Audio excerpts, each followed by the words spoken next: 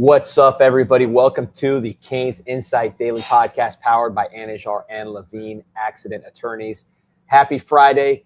Still enjoying the signing day and the great class that Miami was able to bring in. Also getting ready for a big weekend for the Canes in which we are not playing, but watching a lot of games with a lot of interest. We got the professor, Lance Roffers, on today, going to talk a lot of recruiting, break down the class, really go through some of the players. If you also want to break down your case, Ashari and Levine Accident Attorneys. If you or someone you care about has been injured in an accident, you could be entitled to significant compensation. Dial 1-800-747-FREE, 1-800-747-3733. Take back control of your life with Ashari and Levine. Pete, Friday, feeling good? Friday at Duffy's Tavern, man. There's nothing better than that. Be watching a lot of games without, I would say without pressure, because there's a lot of pressure, but certainly without pressure on the Canes. But it's actually kind of the worst kind of pressure. I just don't know. Do we obviously we want Texas Tech to be BYU, but what else Alabama, Georgia. I did have someone ask me yesterday and say I'm confused because OrchidMan said that Alabama, them winning would be a good thing when everything that I understand has been that Georgia needs to win that game. So no, I think Alabama wins. They stay where they are or jump. Georgia does not drop. BYU loses to Texas A&M and drops. And now Notre Dame and Miami are attached, and they are a pod where you could use the tiebreaker. Because if you think about like ACC tiebreaker rules, we talked about this, or whatever. ACC tiebreaker rules are their own story. But any general tiebreakers, when you have three teams that didn't all play head-to-head, you can't use head-to-head as a tiebreaker because there's three teams. So you go to the next criteria. Whereas when there's two teams, head-to-head is a much easier tiebreaker to use because you don't, they both played each other. So I think that's the rationale. We'll see how it goes. There's not a lot of science to this. But look, if you want to watch those games, we're here at Duffy's Tavern right on the edge of Coral Gables, the home of the Hurricanes. A lot to do this weekend, watching college games, pro games, plus it's the holiday season. You want to host your party at Duffy's Tavern, the home of the Hurricanes. Got spaces for 10 to 100 guests, great food, priority booking for CanesInSight listeners. Just telling you with CanesInSight. So reserve your holiday event today at Duffy's Tavern. So right there, good spot for the holiday season. Credit cards accepted. Credit cards accepted. Let's get right into it. Let's get into the recruiting class, man, because we wanted to bring in the professor. If you were watching the show that we did with Lance last week, breaking down Miami against Pittsburgh, he said, watch out for Malachi Tony lining up in the backfield, catching that wheel route from Carson Beck. Sure enough, you saw it happen. Pittsburgh defenders ran into each other. Linebacker got bumped. Malachi Tony wide open into the end zone. Touchdown. So that's why you listen to the professor. Brought to you by Canada Financial. Upon further review, Lance Roffers. Lance, how we doing? Not bad. How are you guys doing? I always like it whenever something I say like that comes to fruition because I get a lot of tweet notifications and things like that. Listen, So it happened. It happened. Unfortunately, that was pretty fun when that happened. Unfortunately, it happened. The Louisville game was also a big sign of that as well. You called out what was going to happen there, unfortunately. But there were many times like that, many instances there this season. So it's more fun when it's a good thing like that, right? So let's hope we get some more good news whenever the committee decides to air that. I'm not sure when that is, maybe Tuesday or something like that. But yeah, this weekend, we've got a lot of games to watch, a lot of interest going on that's going to impact our Canes. But one way or the other, it's all about the U. So let's talk about the new guys, the guys that just signed for us. So yeah, let's talk about the recruiting class, and let's start with the offensive side of the ball, quarterback position, where it all starts. We talked a lot about the show about portal versus high school kid. You always need to recruit high school players. That doesn't stop just because you're investing a lot of money in the portal. But I think, look, if you're getting a player at the quarterback position at a high school, you want high upside, high risk, high reward, because look, the risk is mitigated by the portal. You always get a solid guy. So you want someone with a lot of upside. Darion Coleman, unique player. What do you see with his game? Yeah, we talk about this a lot, right? Where the portal has kind of just changed the game on what you're trying to do as a program, right? Where maybe 20 years ago, whenever I was kind of like cutting my teeth with, watching film and doing some of those things, I would have looked for maybe some different traits or a little more polished type players coming in, right? Because you don't expect quite the movement. But now you're exactly right. I want to look for players that are what I call whippy or, twitchy, where they're just really loose and athletic in their frame, because that really it lends itself to more upside later on, right? And one thing I've always liked about Darion Coleman is just the fact that he's so whippy with that arm, right? He can throw off platform, he can move around, and it's just kind of like a flick, right? And as I've kind of evolved and watched more and just really changed opinions as I've gotten older, I've really gravitated more towards that looseness and athleticism that those players have. And, maybe some of the more tight-hipped, quarterbacks who have been with a quarterback coach their whole lives. I'm not saying Darion hasn't, but those types where they're, just pocket types, and they may be already finished, right? They don't have as much left in the tank to develop. And a player like Darion Coleman, to me, he's the type that, if he really wants it, which is a variable you never know about a player, right, until they actually get into your system. But if he really wants it and really wants to put in that work on his own, he has the opportunity to fill that frame out, kind of skinny, but he's really a whippy arm.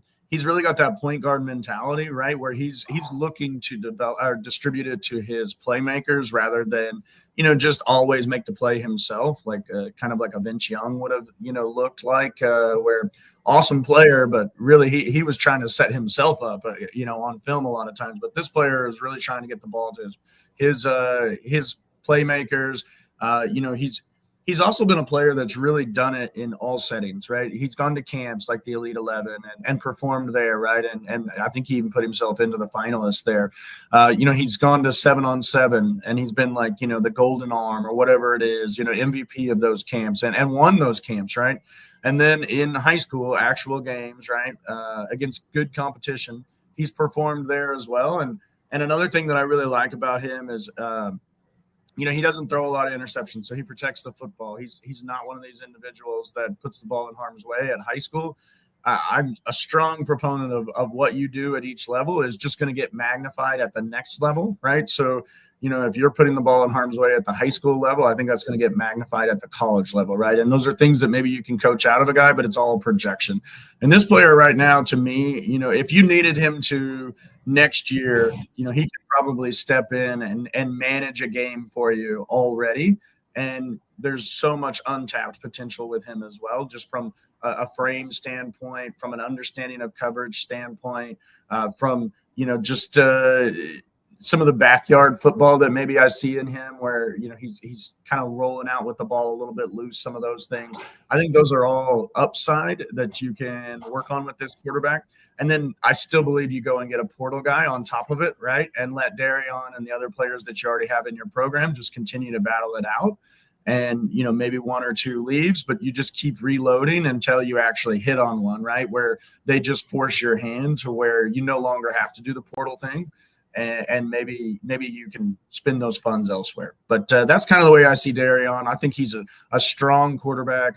I don't know that he's, the come in and play day one type where he just forces your hand over everybody else. I think he's got a lot of filling out and a lot of growth in his game to go, but definitely a prospect that, you can see the 4-star ranking, you can see the upside, and you also have already seen production as well. I would never recruit a quarterback that doesn't have production at the high school level, because just from a data standpoint, it would be such an outlier for that player to hit in college. Yeah, just some of the specs on Coleman before we move on to the running back position. So 6'1", 6'1", I think 6'1", I believe that. 170, obviously a lighter frame, long arms, huge hands when you see him in person. 19th ranked quarterback in the country, 4-star player, and then statistically, 76% completion this year. Like you mentioned, nope, with the picks very low. Threw his first pick last week, 1 interception versus 25 touchdowns. His team's with Orlando Jones is in the state semis. I saw them last year in person when Darion took on Malachi Toney in the state finals. Malachi Toney was playing quarterback. Really was funny. Malachi was really the passer in that game. Darion much more of the runner in that particular game, but he does have the ability to run a little bit. I think if you're looking at comps from internal, they're not competent with Cam Ward, but his ability, and you heard Mario say this in the press conference, his mentality, kind of the alpha nature of his personality, the way he can throw from different arm angles with, you talked the loose arm, the whippy action, the big hands, has the Cam Ward aspect to it. Size-wise, you look at Marcel Reed in college, Kevin Jennings, some guys doing it at a similar size. I've seen Florida quarterbacks, to think of Lamar Jackson, who I saw in high school, Teddy Bridgewater, who I saw in high school. They really do develop physically quite a bit in college for the most part, probably more than maybe other quarterbacks from other parts of the country. So, we'll see if that happens with Darion. But he will be handing off to a very, very talented South Florida back, one of the only two South Florida backs or South Florida players in this class, which, Pete, for us following this from way back, that's kind of an anomaly. But Javon Mallerie, the 4-star back from West Boca, choosing Miami over Alabama and Auburn. What do you see when you watch Mallerie play? And could he be an instant impact contributor next year? Yeah, I think he's a kind of in that Mark Fletcher mold, right? Where he's more maybe of a downhill type runner than he is, your Pringle type where it's just instant acceleration. But one thing he shares with Pringle, in my view, is he's got really good vision, right? He kind of sees, the direction of a hole pretty quickly and hits it. I really don't like running backs who dance. I want running backs who are going to make a decision and get up there, or if they're, not hitting the hole immediately, it's through patience, right? It's like, waiting for the zone to develop and hit a cutback rather than, the individuals who kind of dance behind the line of scrimmage. And so this player is the opposite of that. He's definitely a get it and go. I'm also big on leveraging what other programs do well, right, in your recruiting. And one thing that both Alabama and Auburn has done well over the years is evaluate running backs, right? And this player in particular kind of fits exactly what the style of Miami is, with some of their duo and downhill style that they have in their run game. Big fan of this running back, and I was excited that they were able to hold on to him. I know there was some speculation there late that other programs were coming after him, and I was glad they were able to hold on to him. Yeah, I think with Mallerie, I see a guy that's going to be instant impact just because of the way his body is, the way his skill set is. He can block a little bit. He can catch. I saw him at the Rivals camp, or the Under Armour camp, I'm sorry. It was him and Cooper, and they were kind of next to each other for every drill. They were way better than everybody else. In a perfect world, I think you get both him and Derek Cooper because the speed of Cooper can give you an element you don't really have besides Pringle. But I think with Mallerie, I've heard him compared to like a Marty Brown, Fletcher type back on the CanesInSight message boards. But I think his footwork and his ability to make guys miss, to me, is actually probably the best on our team immediately. Not saying he's going to be, running a 4.3, but just footwork, open field moves. I think he's pretty good there, better than maybe some of the guys that we have on the roster. Listen, when you're talking about go ahead, Pete. Sorry. No, real quick. I'm going to be very D-money like here, but the back that I see with running, and I'm saying running style and body type at this point, is he looks like Gore to me. I mean, he's built like Gore, and what he does well is not it's not the top end speed. It's how he sets a lot of the stuff up. It's how he contorts his body, and like, there was one of the runs where he the angle that he took, like very Gore-esque to me, where it doesn't always look like the prettiest, but man, he just keeps applauding is not the right word, but his footwork at that size is he keeps him churning. Yeah, that contact balance really stands out, where he's able to kind of see it. He's got that contact balance to contort his body and keep it going, just like you talked about. Another thing that he does really well is he's got soft hands.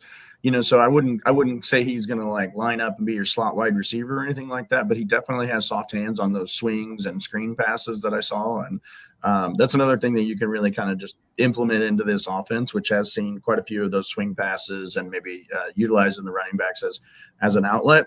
So, whenever you're talking about instant impact, it really kind of depends on who's here, right? If all the running backs who have eligibility return, you may not see an instant impact from a Mallerie, even though his talent is on that level, just because that tends to be how it works, right? It tends to be experience based, especially at the beginning of the year.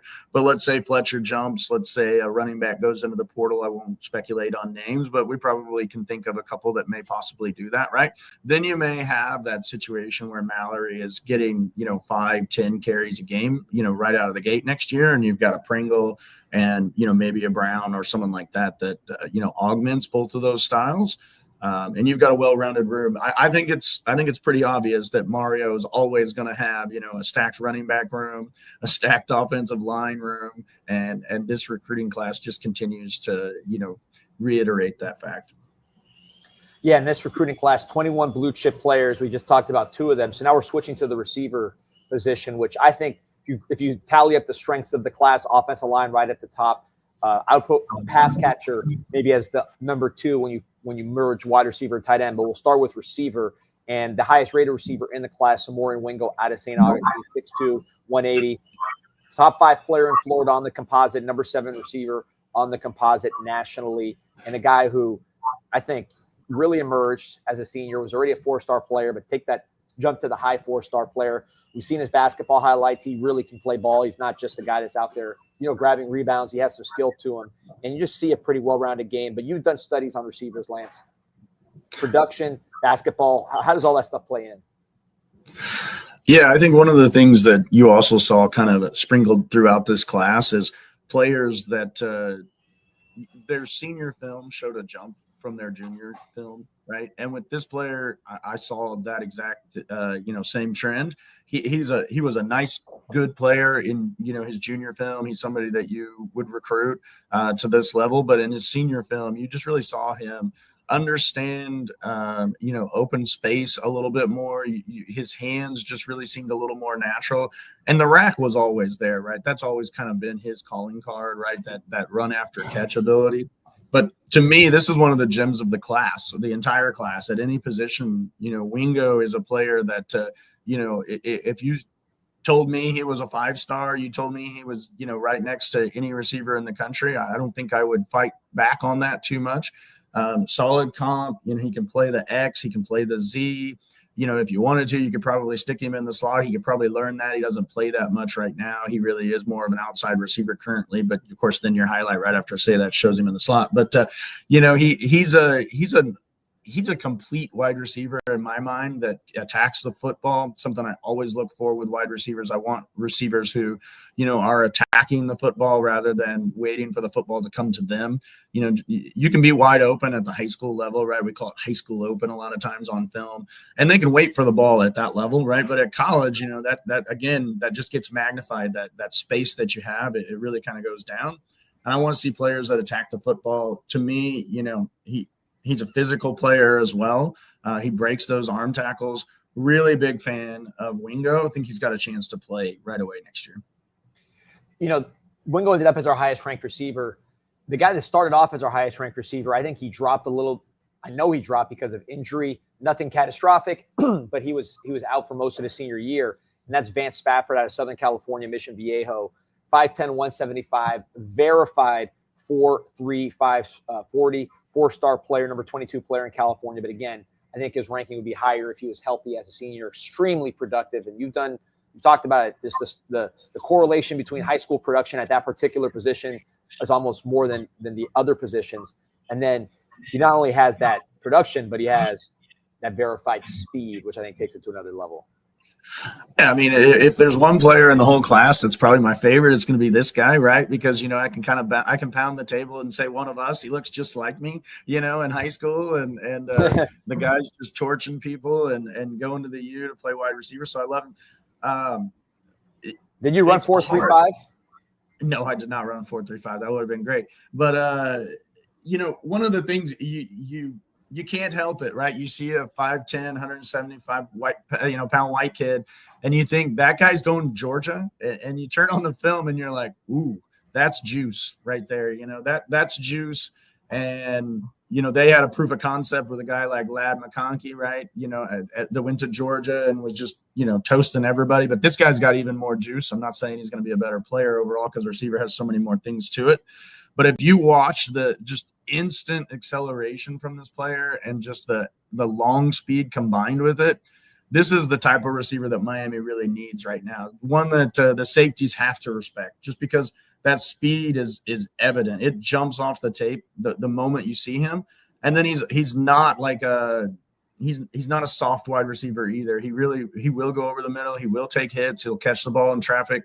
Big fan of Spafford as well. And I think that's another player that, gives us something that maybe the room doesn't have currently. And if nothing else, just that speed and special teams, I think he'll make an impact right away.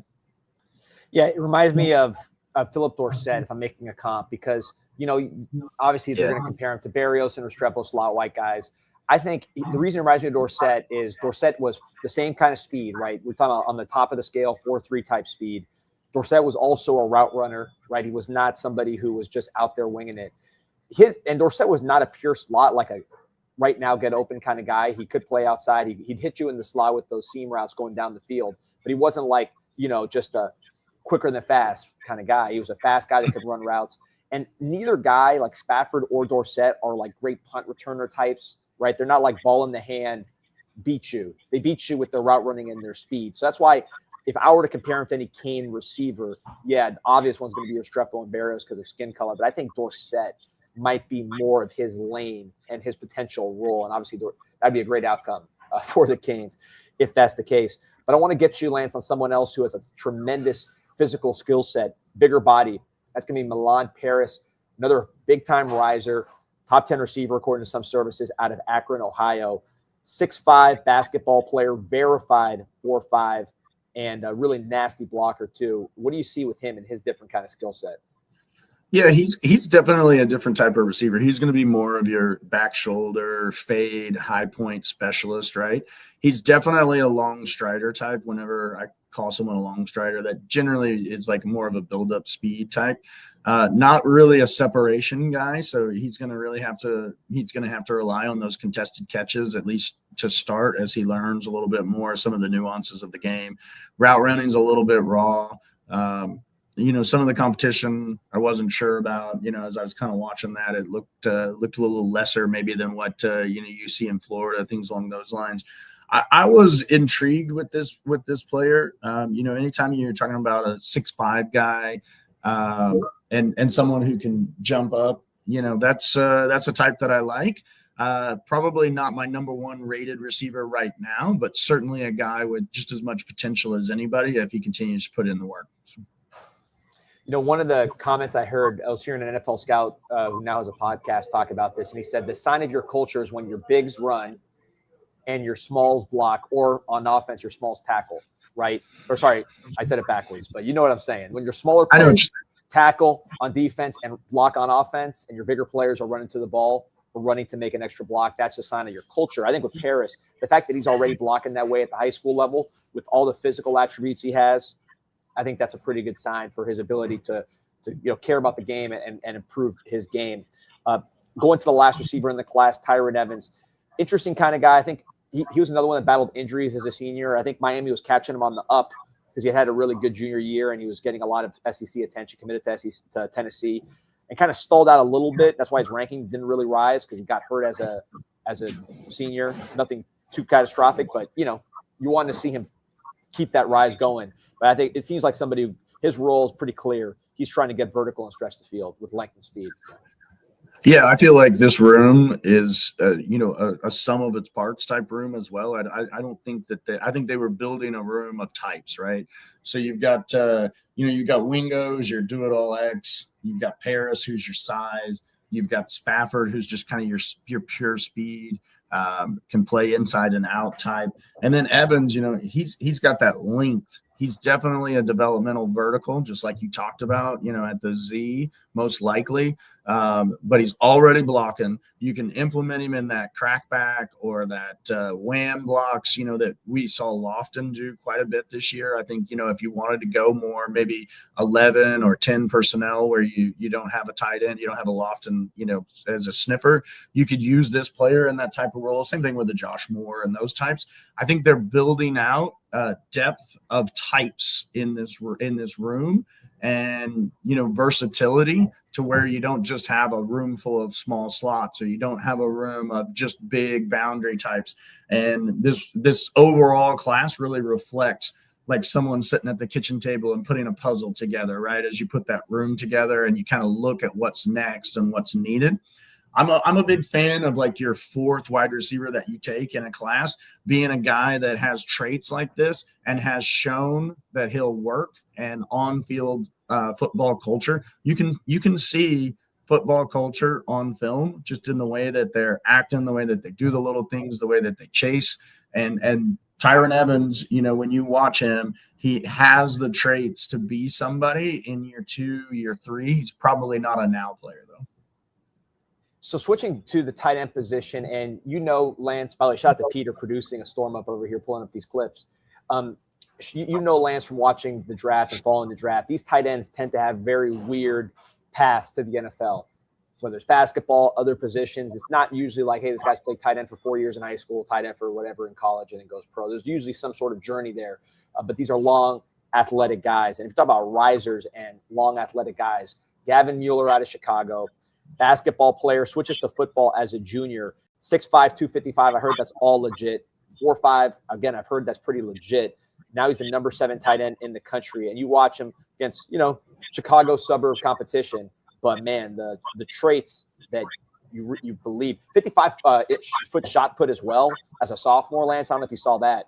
You don't usually see basketball players throwing 55-foot shot put and then taking these wildcat carries to the house. Yeah. One of the 2 or 3, 4 maybe top players in the class to me. Big fan of this guy. I love tight ends who in high school are the focal point of their offense. That correlates so well to the college level for an individual to be able to make an impact. It's definitely just a stylistic comp. It's, he's a long way from this, but really gives you Tyler Warren vibes, with just the ability that he lines up at the Wildcat. He's the focus of the offense as far as receiving goes. He will line up and block with you, but he's got a little bit more juice than you think as well. He's really the total package to me. And this is a guy I was very excited about. Didn't know much about him. I won't pretend to be this guy that sits around, and follows recruiting, every minute of my life. A lot of times I hear the names from you, or you'll text me, what do you think of this guy, that kind of thing. And then I'll go and look at him. And this player in particular, I didn't know anything about him, didn't know his recruiting ranking, didn't know anything about him at all. And then I go and I watch what he's doing, in his high school offense. And it's just like, wow, this guy has a chance to really plug in next year and maybe start. I think that highly of him. Yeah, one thing it's hard for a high school tight end to come in and start year one, but if he gets in early and really grabs the playbook and earns the trust of the coaches, I think this is a guy you could see play a lot next year.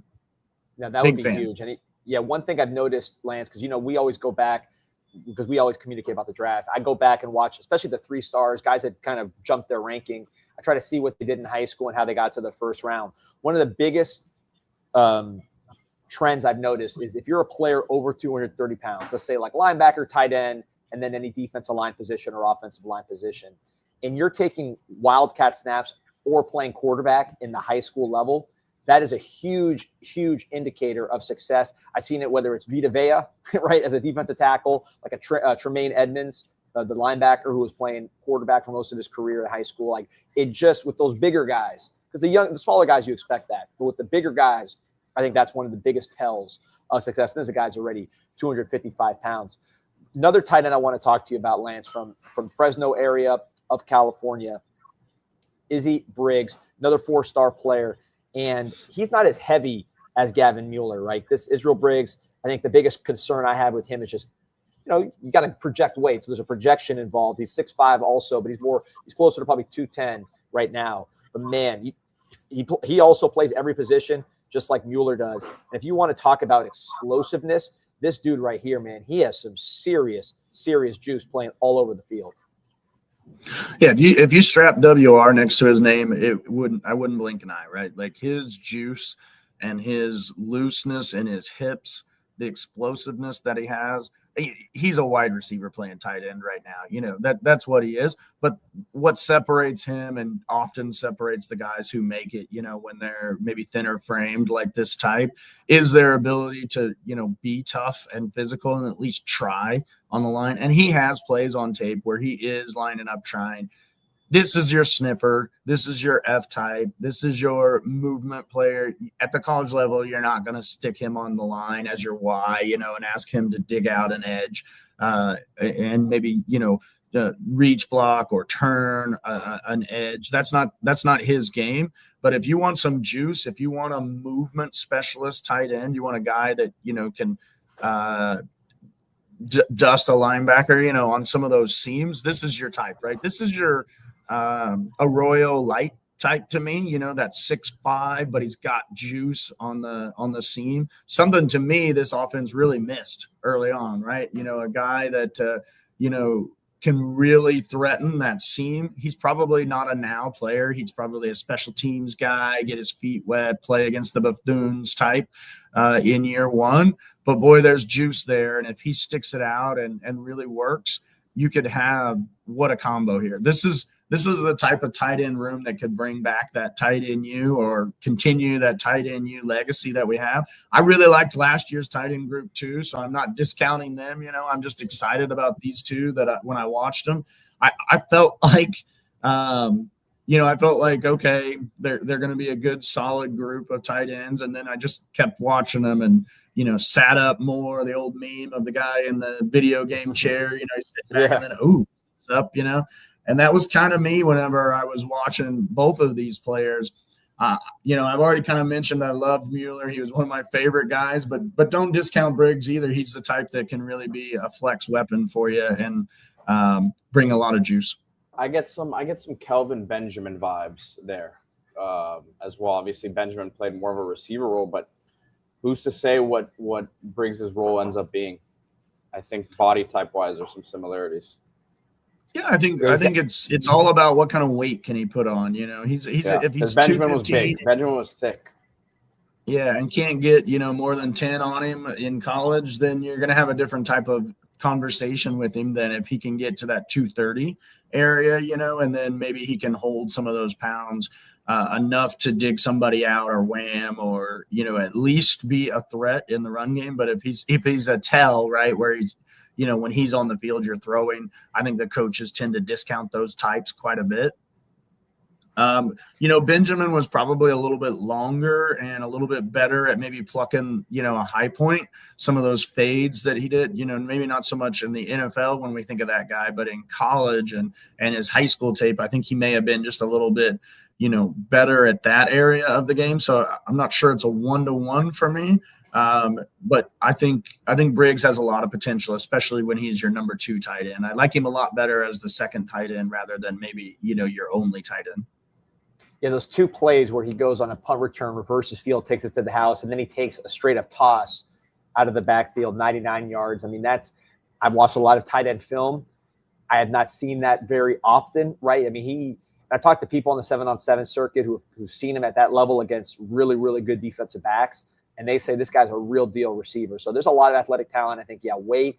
He's bounced around high schools. I mean, he had a really tough go as far as some of his home situation and stability there, just as far as where he was staying. So I think if he can just, you know, be like being stable here at University of Miami, everything being presented to him. Just a lot of guys, when you see them get into the college level from that kind of just adversity, they tend to blossom with the weight training, with the food, and they look like a whole different person by the end of the first year. So you're rooting for an Izzy Briggs. Let's go to somebody in your neck of the woods. And Lance, for those who don't know, you are in Missouri, a Cane fan in Missouri.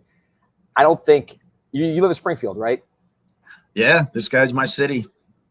So I don't think we ever expected you as a Canes fan to be talking about the number 1 player in the country. And I know the rankings have different rankings. I put him as the number 1 player in the country from your neck of the woods going to the University of Miami. But Jackson Cantwell, man, put him – just I'll let you take it away because you know about the guy. I'll let you do the whole specs. Number 1 player in the country, you know, 6'7", 325, whatever it is. But put this guy's track pedigree into context and what he does on the field. Yeah, I mean, when you're talking about explosive strength, functional strength, right, where the shot put and discus and some of those, you know, track explosive movements, I've never seen a high school player like him, right? And I think the numbers bear that out when he's setting national records pretty much every time he goes out, right? And he's been doing this for years. Another thing that's really great about him, you know, is his home life with his parents who were professional athletes, you know, did the whole Olympian thing. He kind of understands the game. He understands the way it works, understands that process and what you need to be great. I think the potential for him is number 1 overall type player, right? You know, Orlando Pace type, size, movement, strength, football character. I think where you're going to, you know, with Jackson Cantwell, he plays in Springfield, Missouri. I think you're playing Kickapoo right there, which is, one of my alma mater, one of the schools around here, right? I thought that was and like, I can tell you that was like a game that you were. I thought that's like what you were saying he was doing to these kids, like because the competition is not that good, right? but it's an actual school. Yeah. And, I can tell you the competition level at that place is probably not, what you're going to be seeing in South Florida every day. And I think that's going to be the situation for him. Another thing with him, I don't know that I see just necessarily the most elite movement athlete, right? To where you're like, oh yeah, that's your left tackle dancing bear type. I think he's more of a right tackle. Truthfully, I think he, you just stick him over there like Malanoa. He's very reminiscent of a Malanoa, only without the polish, right? Where Malanoa really went to like a football school. IMG, that's what they do. They're an athletic school, and those players are ingrained in that and get the best training right away, and they tend to, be a little more prepared to play early. This guy, he plays a little high, doesn't know what to do with his hands half the time. He's just bigger and way stronger than everyone. Like some of the weightlifting videos that this guy puts out are just silly, right? Because, as someone who did it my whole life and has been around players my whole life and knows what those guys typically do at this age, it's just like, oh, come on, as he's like, putting up 475 for reps with good form. And he's also a type, I happen to know just a little bit more about his character from him being here. He's the type that lives it. This is like his dream. He wants to be an NFL player. That's what he wants to do. He's very driven. He's in the gym. He's all about football. When we started recruiting him a little bit, I was kind of thinking to myself, this is an SEC kid, right? And that's where he's going to end up. If not at Mizzou, probably a Georgia or an Alabama. I'm pretty convinced if Saban had stuck around, that's where he would have been. I happen to know that he was like all about, Nick Saban growing up. And so when that retirement happened, it opened up some other schools and some other paths for him, and pretty excited that he's here. So Lance, I know I got to hurry up. I've only got 15 minutes left before I'll say this. You said Cantwell plays a little high. Wouldn't be the first number 1 overall tackle to play at Miami high. Shancho Henderson. But yeah. Oh, I get it. That took me a second. Never mind. I get it. Travis Thomas asking, I keep asking why we assume he'll start next season. Well, his contract has 2 commas, so you can start there. But I think he's very much on the Malanoa path.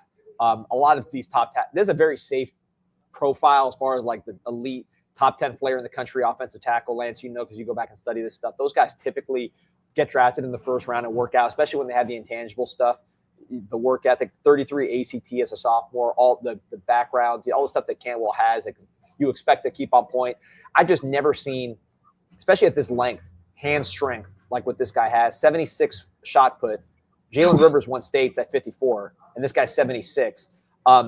It's funny when you watch his highlights. Usually you see guys like kind of rolling their hips, just getting through guys to drive them. He's just straight pushing guys. I know the competition's weak, but I mean, he is pushing guys. Like it's like a kid. It's like if I'm playing with kids, like my son's friends, I'm just pushing them to the ground. That's what he looks like with his hand strength. It's just unreal. But another guy that looks like a man amongst boys, and I got to be honest, he's not as polished, right?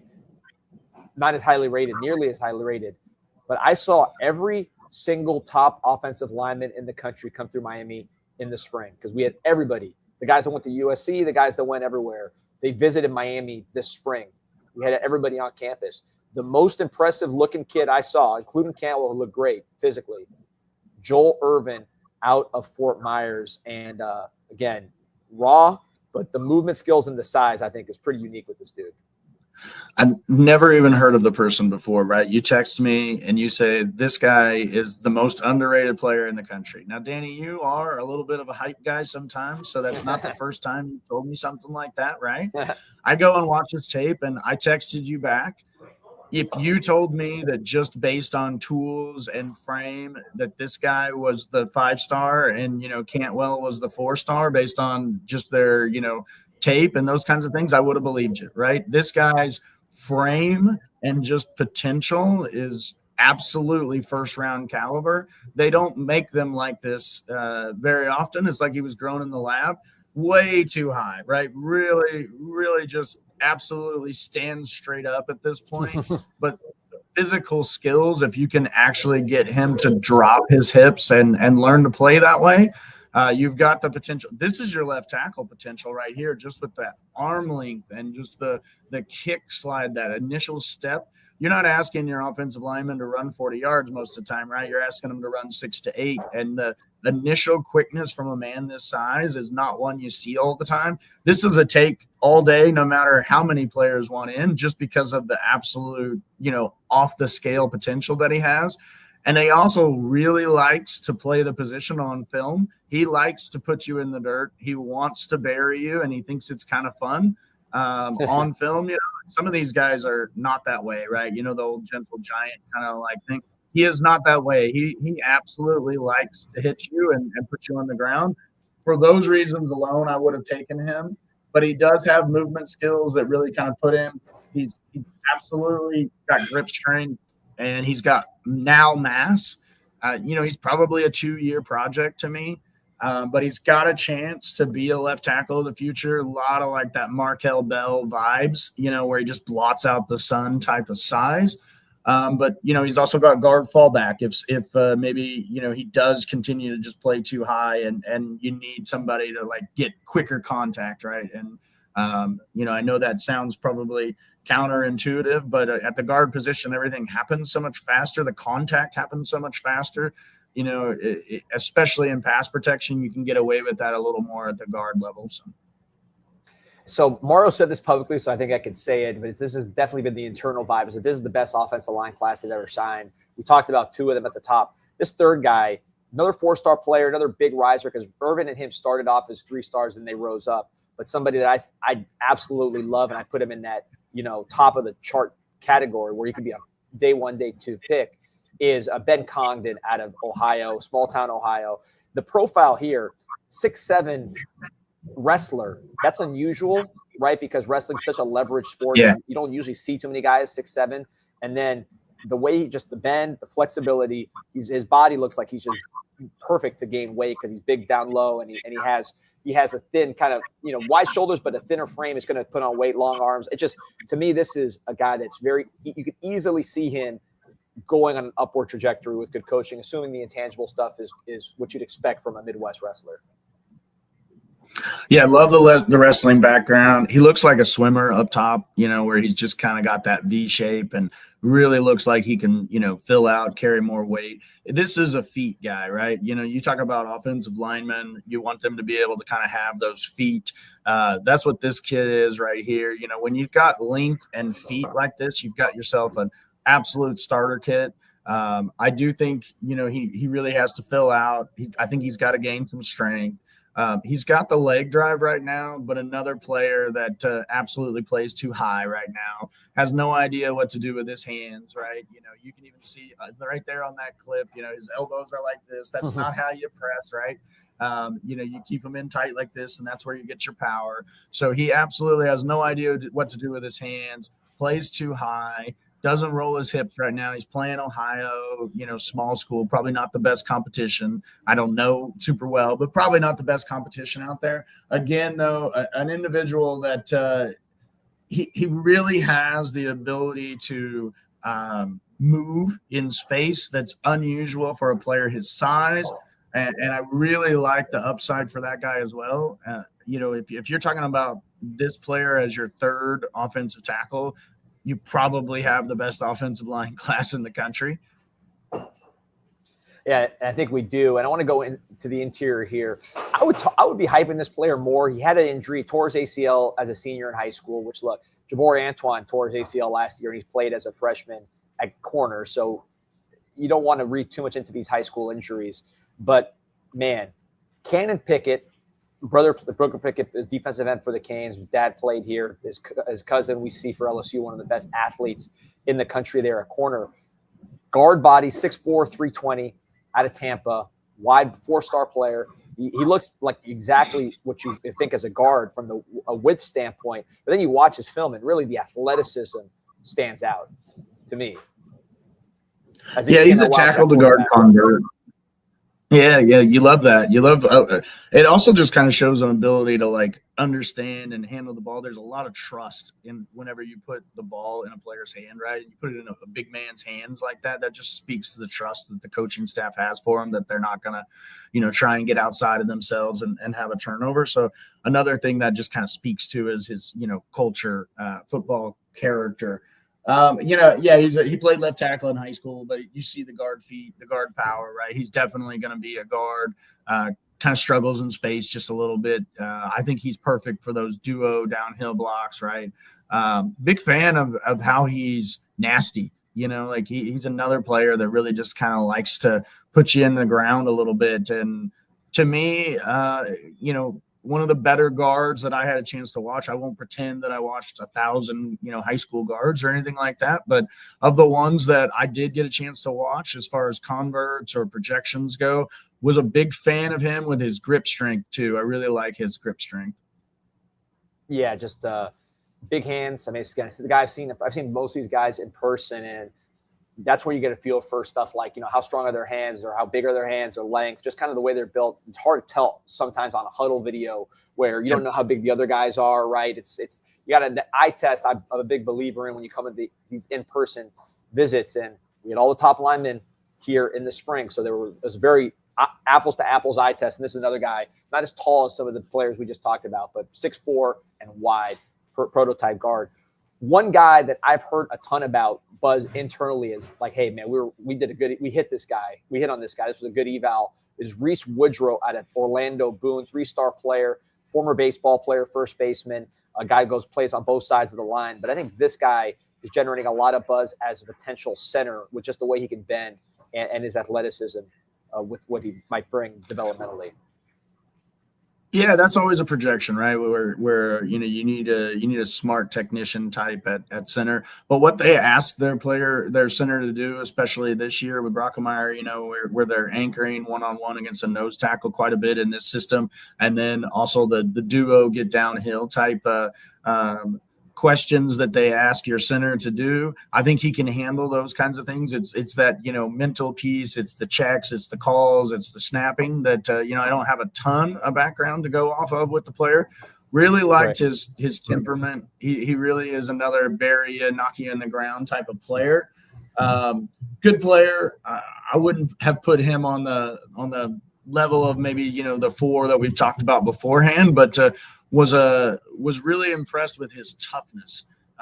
He's a player that I think is going to be like kind of a culture setter in that room as well. He's not going to let players really kind of get away with lacking, it doesn't feel like. So was a big fan of his. He can get beat, he oversets a little bit, gets beat across his face. Just gets in trouble sometimes. I saw on film, but was a fan. I can understand the take. Yeah, and you see him hitting some small targets here with these linebackers in space. You get some Matt Lee comparisons internally. Some of that's geographic. He's from Orlando, but Matt Lee obviously a great athlete. No one knew coming out of high school what he would become, but I know that's what they're aiming for there. Finishing off the offensive line class with a school that's been very tough for Miami to crack into. Jacksonville Bulls right there in the middle of SEC country, Seminole country. There's a lot of Clemson can get in there. There's a lot of competing schools in that area. You get a JJ Sparks. This is the last one. No, you got to get out of here. But big, wide guard who's just a phone booth brawler to the bone. Yeah, it's interesting that you kind of talked about Woodro as your center convert. I, a lot of times try and put notes together before we meet, and that way I can organize my thoughts. And I put for Sparks, he really looked like he was a center profile to me. He plays with leverage. You can actually see him right there. One of the things I look at with offensive linemen when I'm looking at their film is how low they can get their butt in their setup, right? Especially if they're interior offensive linemen, right? And I really like the way Sparks gets his butt down and gets low and is able to kind of drop that hips. And that's something I want to see from my center a lot of times. I really felt like he's kind of got that snap and step quickness, really finishes his blocks. Not long at all, it's kind of sawed off, and definitely an interior only player to my eyes. Kind of thought he has the opportunity to be, a left guard center type player. I may have actually liked him even a little bit more than Woodro, quite honestly. I was a big fan of his. So I felt like he might be the center in this class, but the coaching staff knows better than I do. I think they a lot both more could than be. I do. So I think they both could be. Yeah, that's possible as well. And Miami has a need there. So before we get you out of here, tell us about the people that made this all possible with Canada Financial. Yeah, definitely. Our buddies at Canada Financial with Sebastian Canada, longtime Canes fans, lives out there in Atlanta, tries to get out to the game, still a season ticket holder.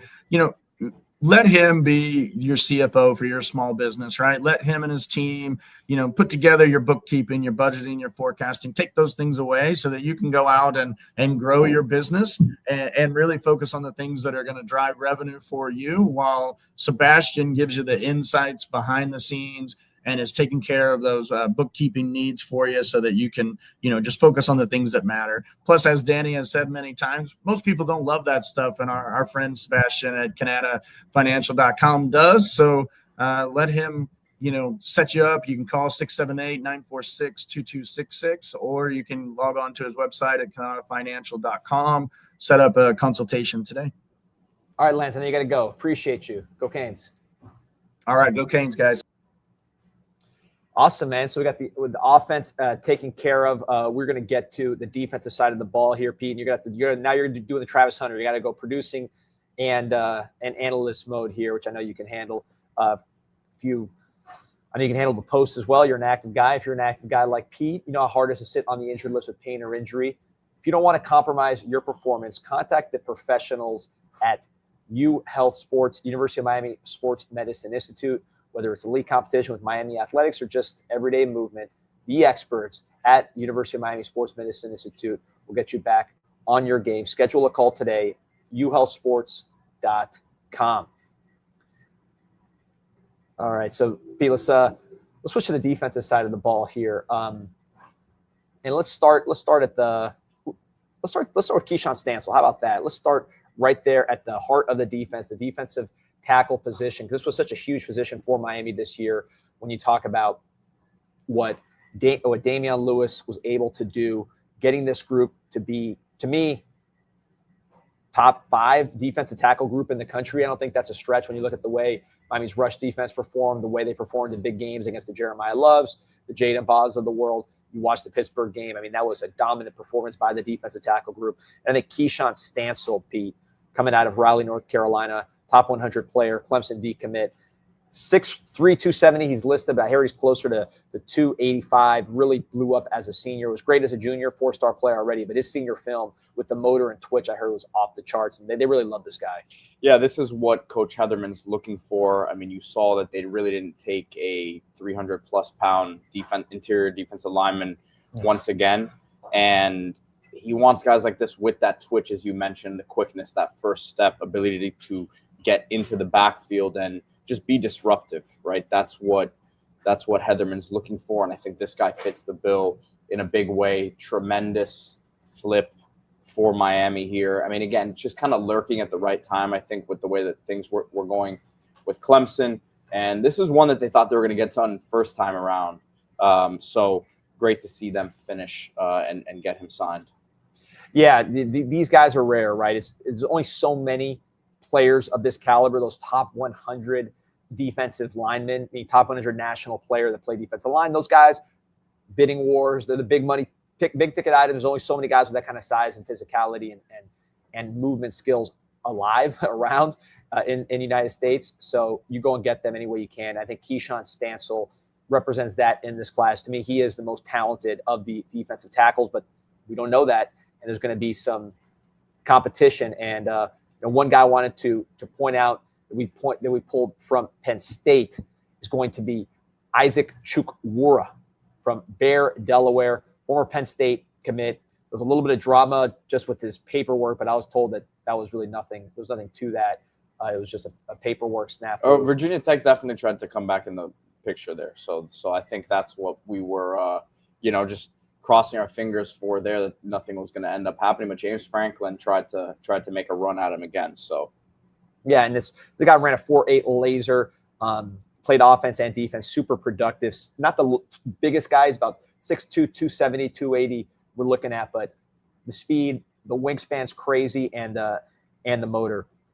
Yeah, longest arms in the class, from what I understand, at least on the defensive line. I don't know what the offensive line. There may be a couple guys there who have him, as we just talked about that group. But yeah, definitely someone who has that frame that he's going to be able to put on weight, very similar to like a Frederick Santis. So we'll talk about Santis, probably bigger than him right now at this point.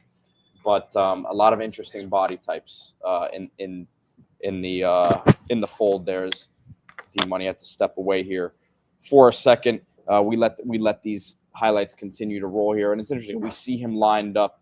He's actually at offensive line here, at interior offensive line, but we've seen him line up as an edge. We've seen him line up as a defensive tackle, which we see here as well. So yeah, T-Love most likely a 3 tech when you're talking about Chukwura here. So I'm gonna keep it. I'm gonna keep it going, and I'll get to this paid comment here in just a second. Agent Galahad, wait for D-Money to get back. So don't worry, I will be on that for you. And I just mentioned Frederick Santis a minute ago as I pull up his film here. A guy who was really got to give FAU and Devin Santana credit. Devin Santana, who was one of Miami's defensive line coaches last year, had a really good early evaluation on this one. And then you started seeing over the summer Michigan State. Florida State came in here. Miami was really battling Florida State there for a minute on Frederick Santis. Originally from Haiti, came over to the States and is in Naples now. Came over early in his high school career, and he's someone who has a ton of upside. From what I'm told, in the 280, 285 range. Not playing the best competition as we've seen in some of these clips here, but projecting the body type. And just, again, talking to some people around the program, he has something that you can't – he has that aggressive nature that you can't coach into defensive linemen. It's something that you absolutely need. And, yes, again, the competition is not very good here, D, but he's dominating as he's supposed to be. Yeah, by the way, thank you, Pete. I would love to say that I was getting a call that, one of these Trenton Henderson or someone was coming to the Canes. But I already – I mean, I, as you mentioned, and I put in the chat, he's, from what I understand, he's sticking with LSU. So Miami tried to make a run there late, tried to get in there in the last few weeks, but not having D. There was a paid comment here. I'll talk about Santis real quick, and then we'll get to the I'll get to the comment in a second. Look at this. First, I'll look at him run to the sideline here. Yeah, a lot of guys that I've talked to think that this will be one of the best players in the class in a couple of years. It'll be a developmental deal, obviously coming from Haiti. I mean, he is Haitian from the island, right? So the sport of football is something new to him.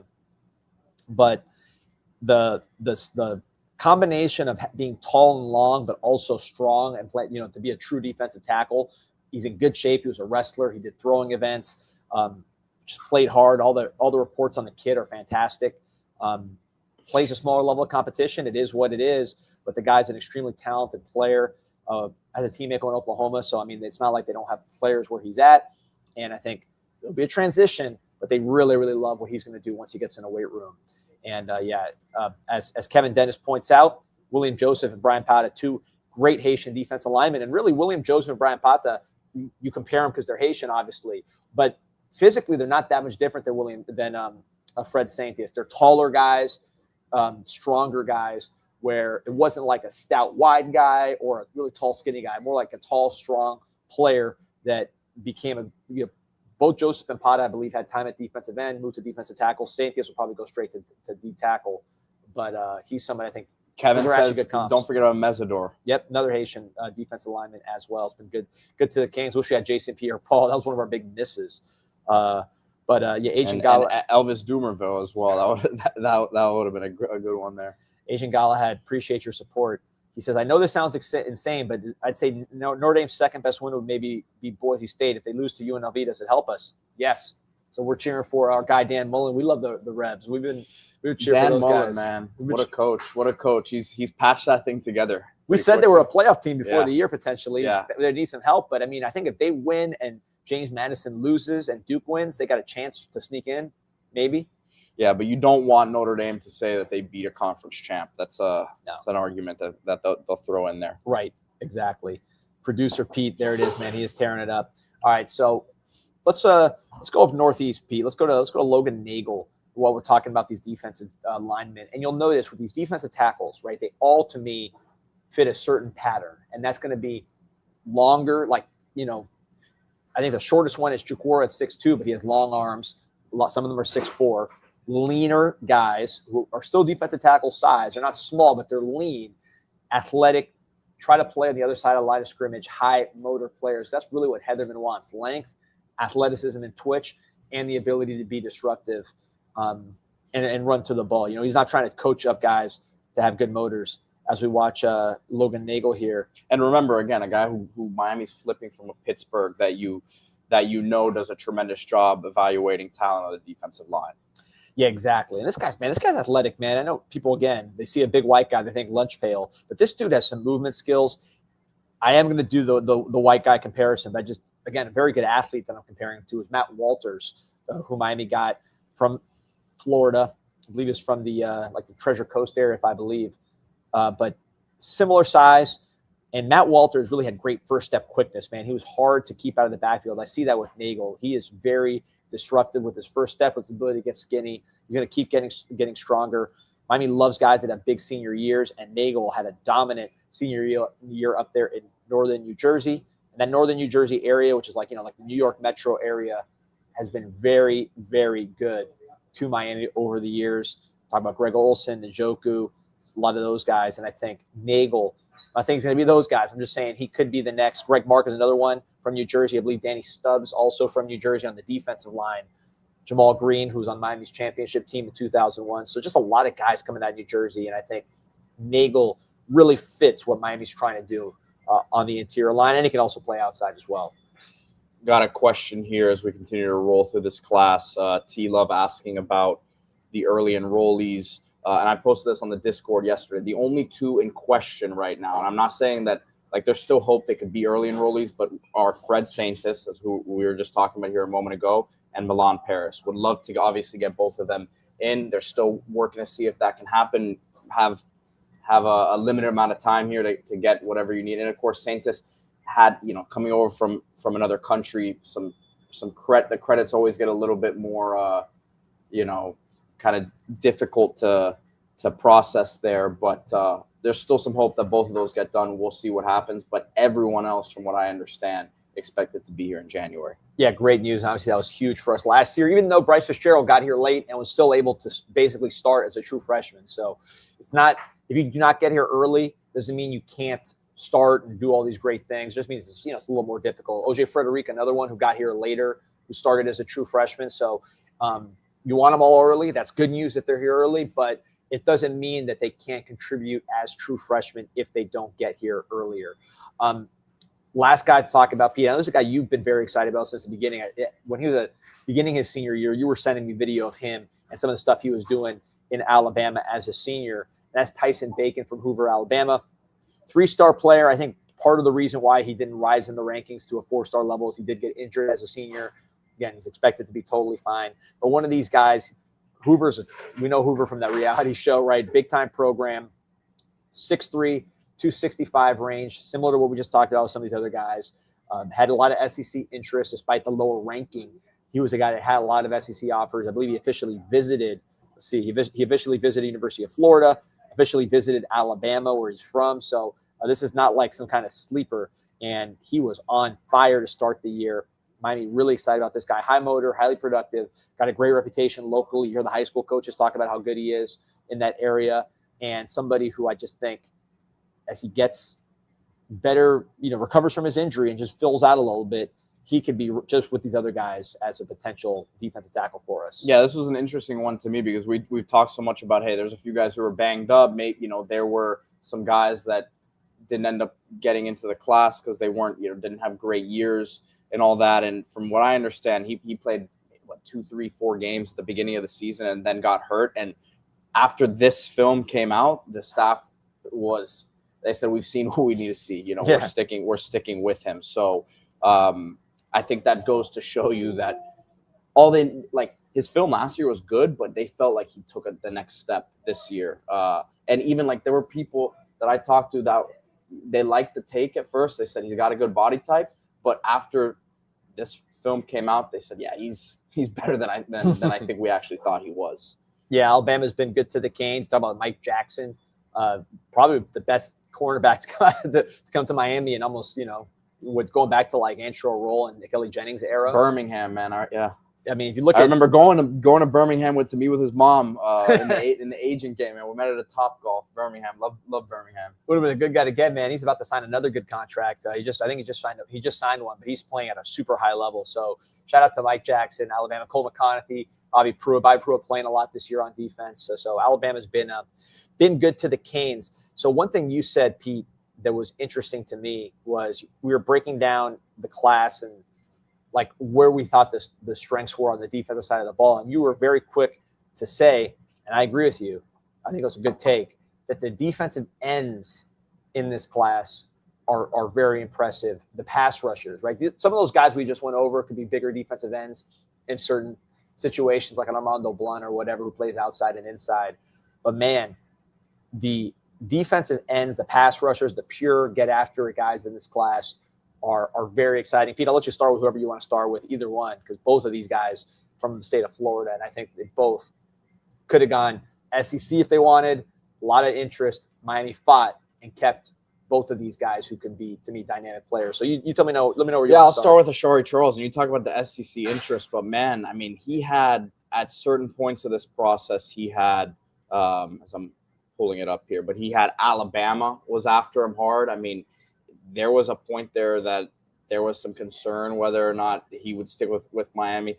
FSU made a big run, and we can laugh at where they are now, but at the beginning point of the year, he was supposed to be there for that Alabama game, actually, that they won, and he ended up canceling the trip last minute. Jason Taylor got on the phone with him and said, hey, literally, and this is what happened. He said, listen, are you in or are you out?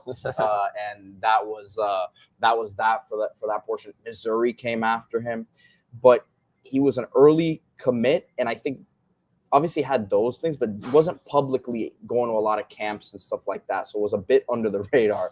But in the 240, 245 range, the first step, as T-Love says, I mean, he absolutely flies. Yeah, he flies off the ball there. And he's physical. His bend is something that you see the way that he can turn the corner and not lose the speed, keep that burst with him, and just the bend, once he gets an understanding of how to use his hands, and again, strong, powerful for that weight D.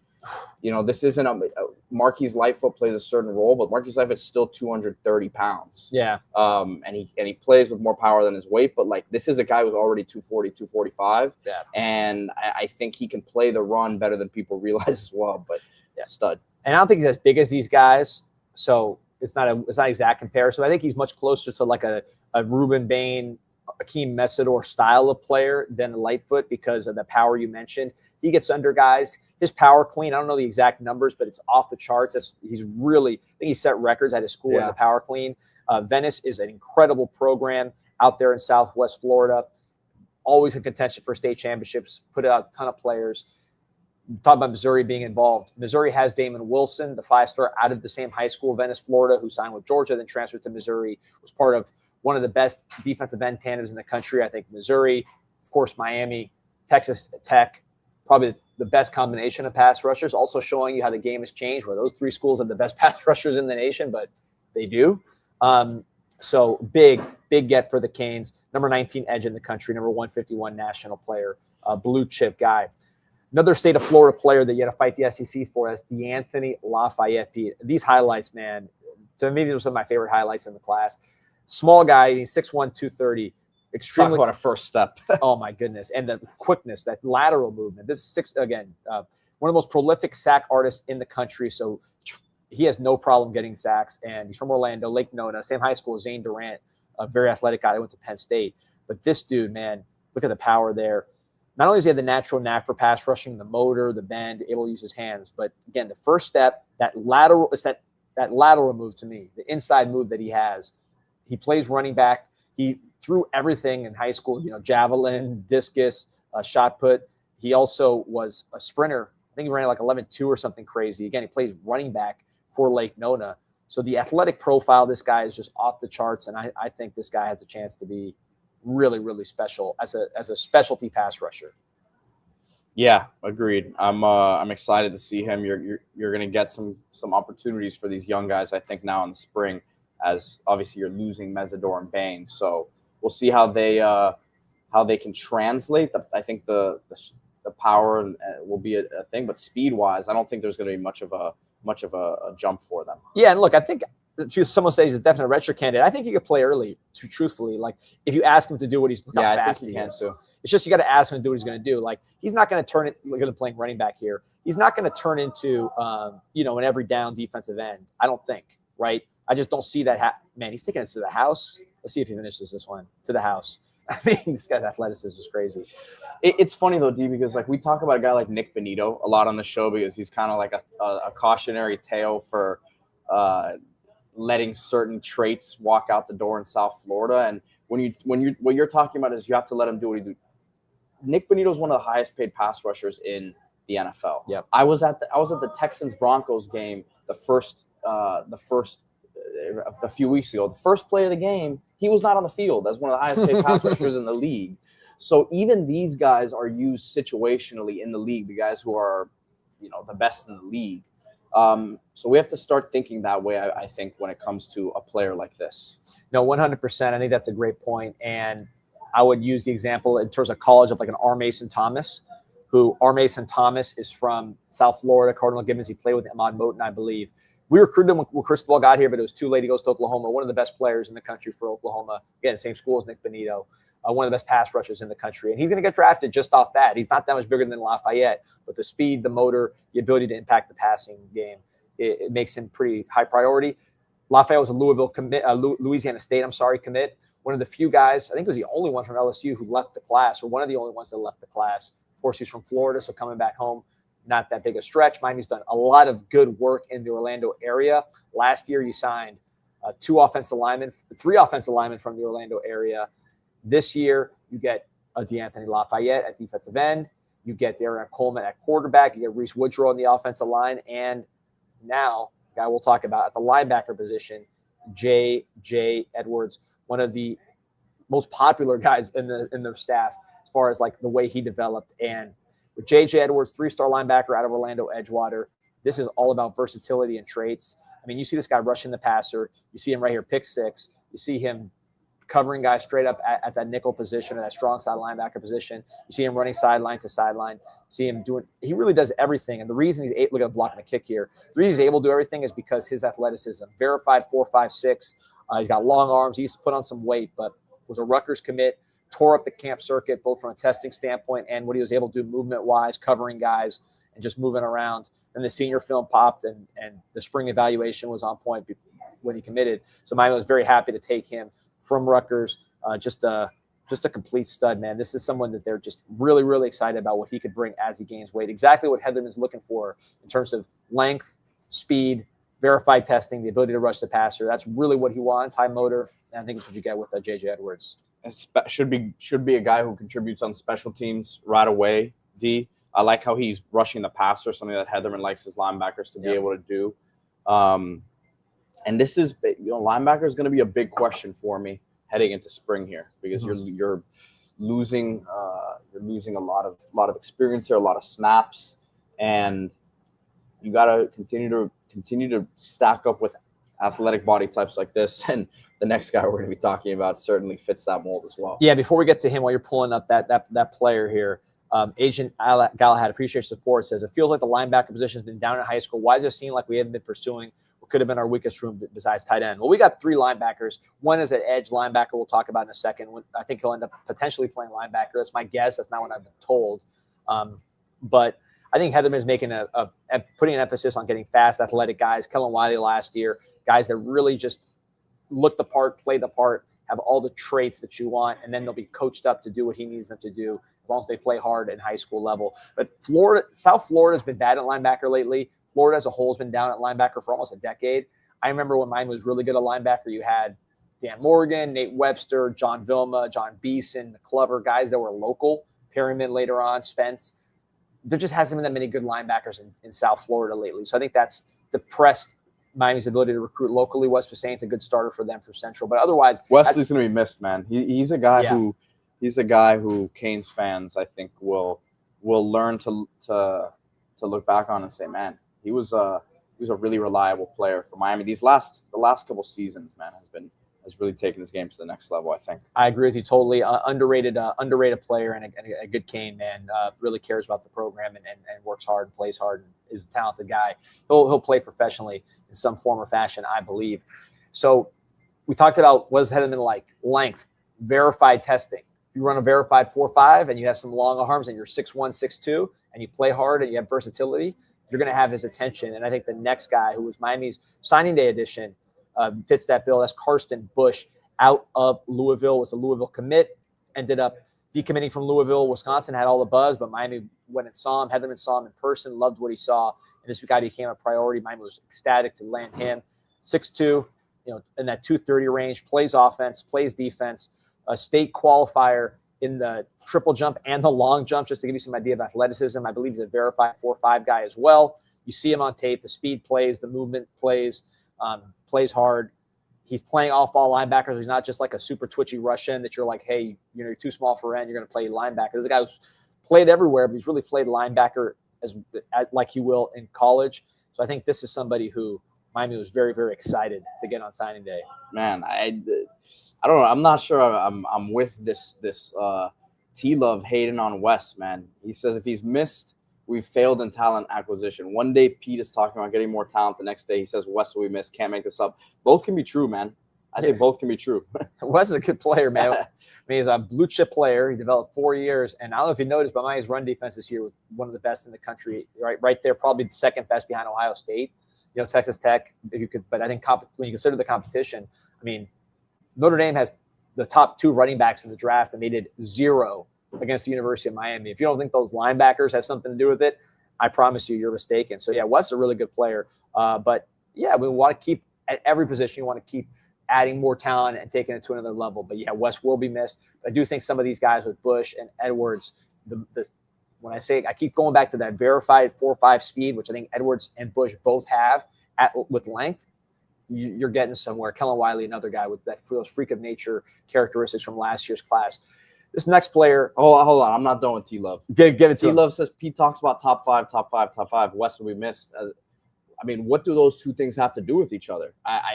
Yeah, you do need to bring in top 5 classes, in my opinion. But at the same time, you can miss a player. And by the way, Wesley Basant was a big time recruit. He was a 93 rated recruit. He was a high 4-star recruit.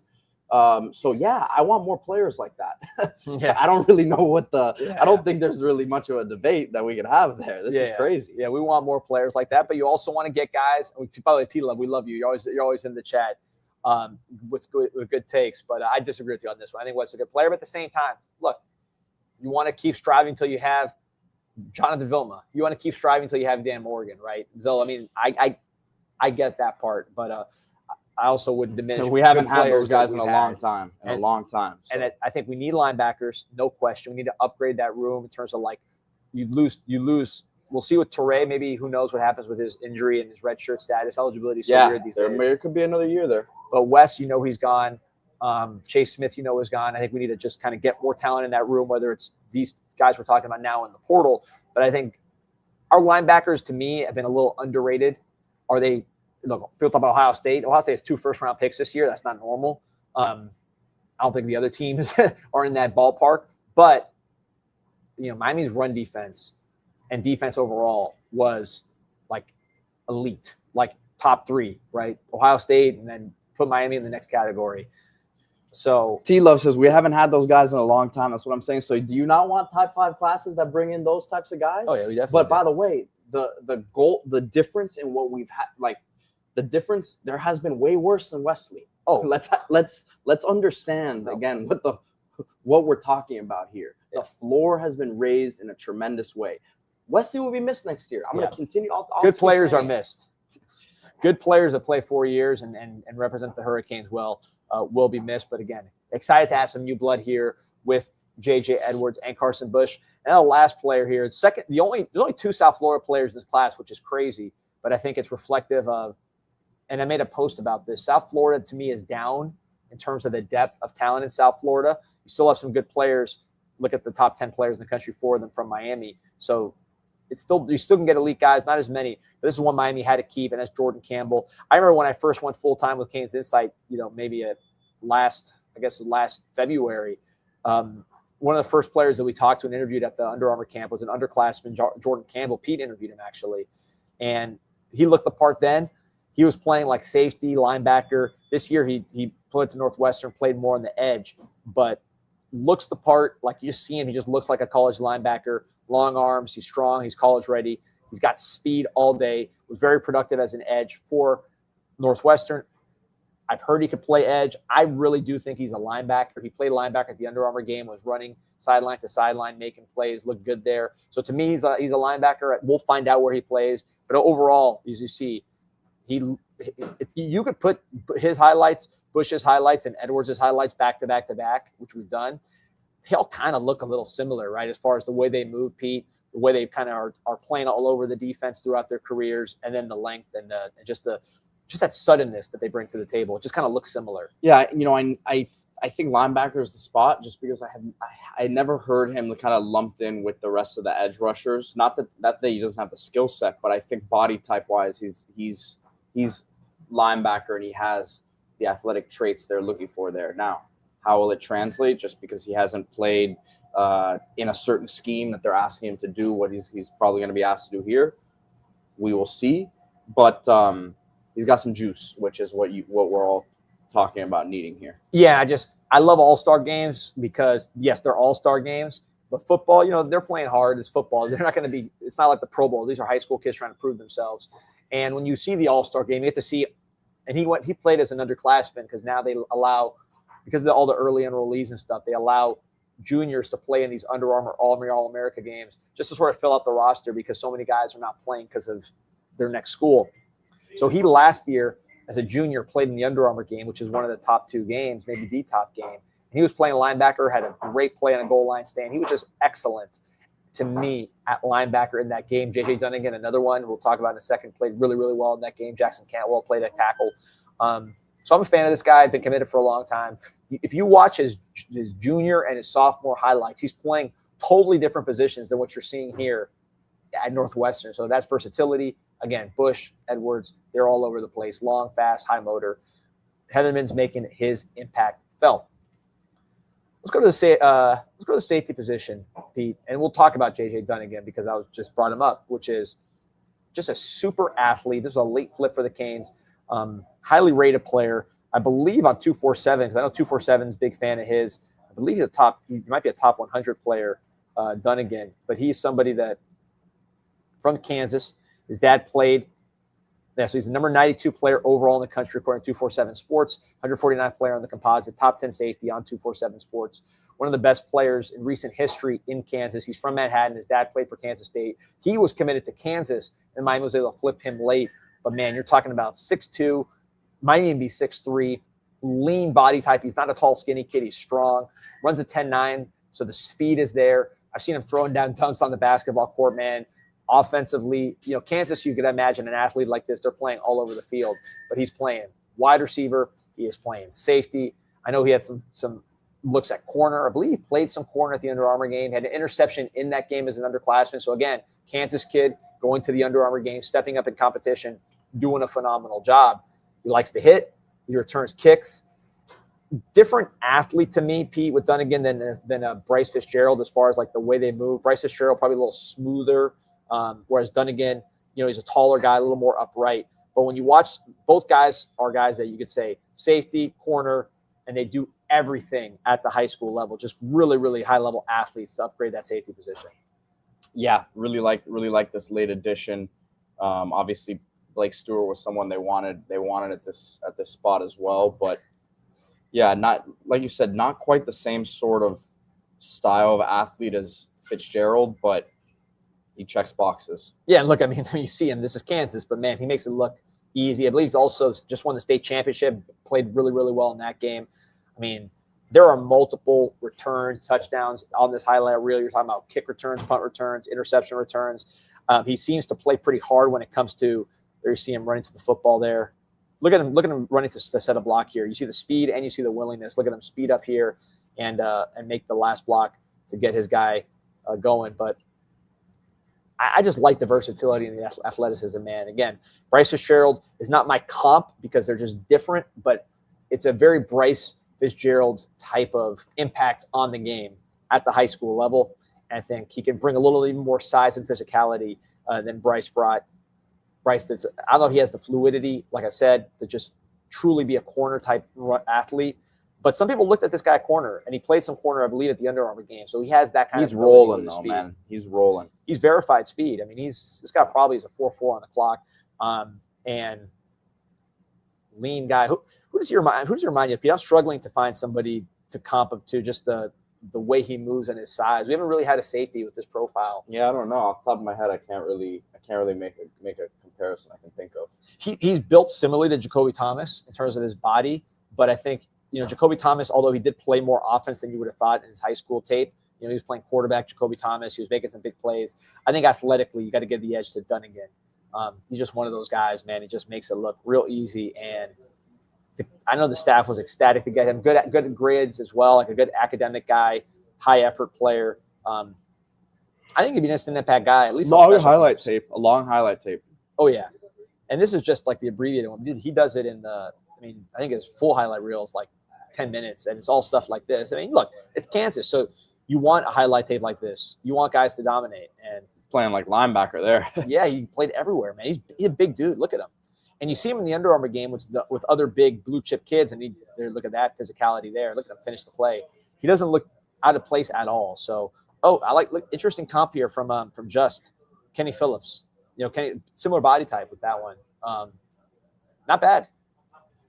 Surtain, yeah. FSU fired Pat Surtain, so that was the news that was being discussed.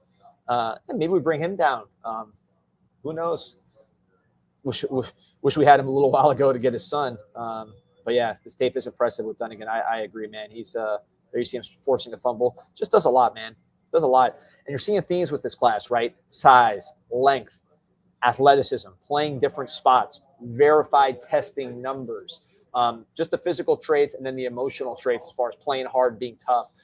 Good place to start. You can teach technique. You can find positions for guys. But if they're long, if they're athletic, if it's verified, it's going to translate. If they play hard, play physical, and they know enough about football to play multiple spots, to play different sports, good place to start, right? And you're seeing that with a lot of these guys in this class. And really, you're seeing with the next guy, which is going to be a Cortez Reading coming out of Atlanta, Georgia. With Cortez Reading, not as big and strong as Dunnigan. I think Dunnigan has him as far as just the physical kind of size, speed aspect of it.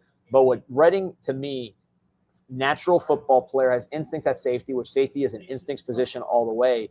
Plays great competition there in Atlanta, and then just smooth, man. As you see, look at him take this one right here. Boop. Kind of like the Cam Kitchen style interception where he just sees it the whole way. What changed, not changed, but really kind of put the picture together for me with Reading, Pete, was when I watched his basketball highlights.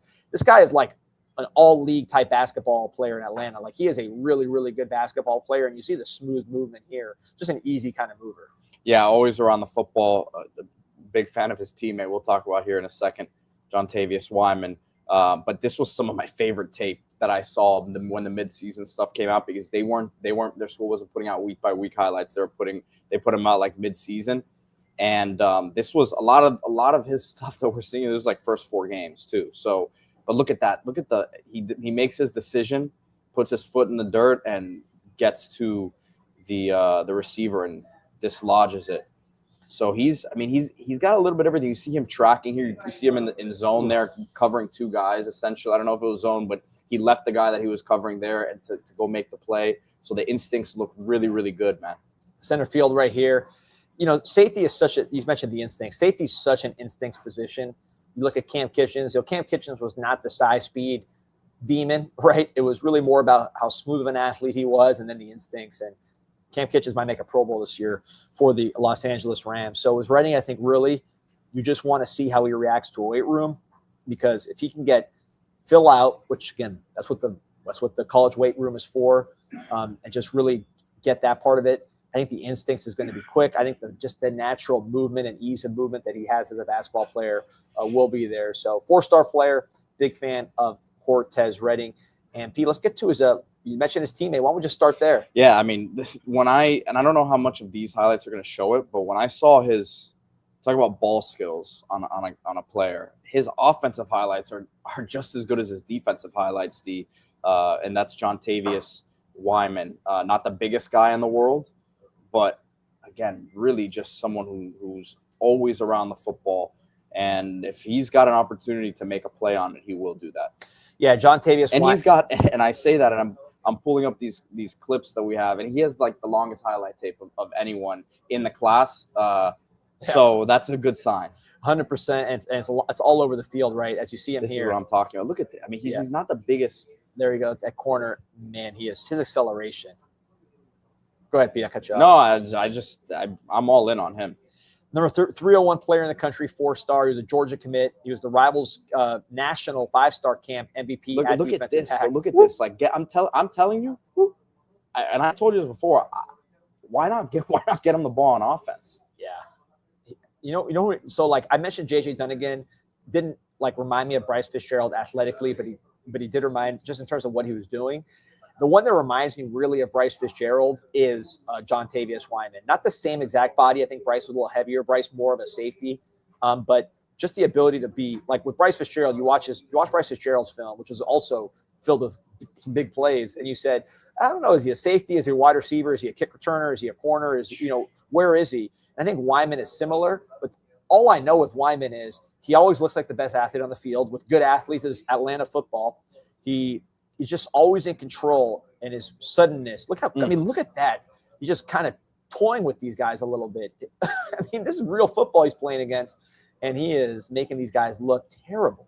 Yeah, I'm telling you, this guy you talk about. We went through it with Steve yesterday, who are guys where I said the 2 pass rushers, but this one's another one that's right up there for me. I mean, he's special. I might get some heat for saying this, but I prefer him at wide receiver over Vance Spafford. Wow. Yeah. Because I'm just the injury stuff with Spafford concerns me. It's a couple years in a row with it. Yeah, I think with Wyman, the thing he's going to need to show if you put him on defense, look with him on defense, the negative would be he's not the longest guy, right? We're going to talk about Jalen Waters in a second, who's the opposite.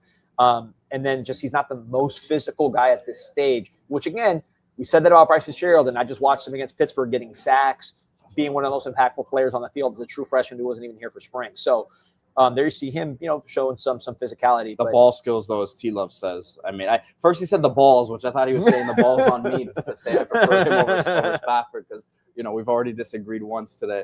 But the ball skills, no, that was what. But then, I mean, with the ball in his hands, he's making guys miss. I mean, he's a Casey Concepcion, as who Travis says. His acceleration. Like, would you be against him? Because again, he's not the biggest guy in the world. We'll see what the physicality looks like when he gets here. But I think this is a guy who I want to get him the football. Yeah, and returning. But look at it. So here we see him at corner. He's playing off. This is where I think it's interesting. Look at him break on the ball. I mean, his acceleration and change of direction at corner. And then what I like about him at corner is he has instinct. So, I think you put him at corner to start, and you say, all right, cover Josh Moore, right? Cover Dalen Upshaw. Yeah. Cover Malachi Tony, right? Some of these guys, they have some size on them and some toughness to them, and then see how he's able to handle that. He's forget Milan Paris, some of the guys, Vance Spafford. See how you cover these young receivers, let them compete there. If he can play corner, I think you upgrade your team when your corners are your best athletes. Your Phillip Buchanan's, Phillip Buchanan back in the day could have played offense, right? Antro Roll and Sean Taylor at defensive back. Kelly Jennings, those guys could have played offense. Got a Phillip Buchanan comparison here. Yeah. From DWB. Yeah. So all those guys could have played offense. They end up playing defense. And that when you have guys like that on defense, like Bryce Fitzgerald, like Tavius Wyman, you end up scoring a lot of touchdowns on defense, which you want. But I agree, Pete. He could be a great offensive player and then special teams as well. So good problem to have, right? But, people ask me, who are your favorite players in the class? Or who do you think are the best players in the class? And, I'm not going to rank all the players. But if you ask me, Pete, as we sit here today, the 3 guys – you want to have at least 3 first-round players in a class. That's a lot to have 3 first-round players in a class. You had 2 23 with Ruben Bain and Francis Malinois. We'll see. But if you're getting 3 first-rounders in a recruiting class in the portal era where you can add other guys, you're talking about a championship-level class. So that's like an aspirational deal. So if you ask me, who are the 3 guys that you feel best could be a first-round type players like Malinois, like Bain, Malachi Tony? I would say Jackson Cantwell, who we talked about, Joel Urban, who we talked about, And I would say Jalen Waters out of Sefner Armwood, same high school that gave us Gerard Pringle, that gave us Kellen Wiley. I've seen this guy in person at the OT7. We had all the best defensive backs in the country, Devin Sanchez, all the top guys, 5 stars. This guy was as good physically and performance-wise as any corner in the country with all the best guys together. 6'1", he looks to me 6'2". He has a strong, athletic build. I mean, this guy's not like, I wouldn't even call him wiry. Like, he's big. Like, he's a strong, big corner. He's day one, physically ready to go. Played with an edge. I liked how he was competing at corner. He was not one of these guys that, like, you're like, man, he's got the body, but I wish he had the mind. This guy wants to play. He wants to compete. He wants to get after wide receivers. And you see, against good competition, man, he can turn, he can run, he can find the football. He is, I don't know if that was legal, but that was certainly setting a message. Here you're seeing him playing off, which, again, for a guy like this, you a little handsy there at the end. You're going to have to probably, you have to coach him up a little bit, because long guys like this, they tend to be a little grabby. But I just think look at that break on the ball. There's a reason why Corey Raymond and LSU made such a big run at this guy late. He is exactly what you want as a corner. Talked about DJ Ivey having all the traits. I think, and then, even with all the struggles he had in Miami, still becoming a guy that plays in the NFL and is part of that defense. I think with Waters, all the traits that Ivey has, probably even more so. And then I think he just has a little bit more nastiness to him. It's going to allow him to. He looks a little bit more loose than DJ too. Like DJ was faster than people realized, and obviously he was long.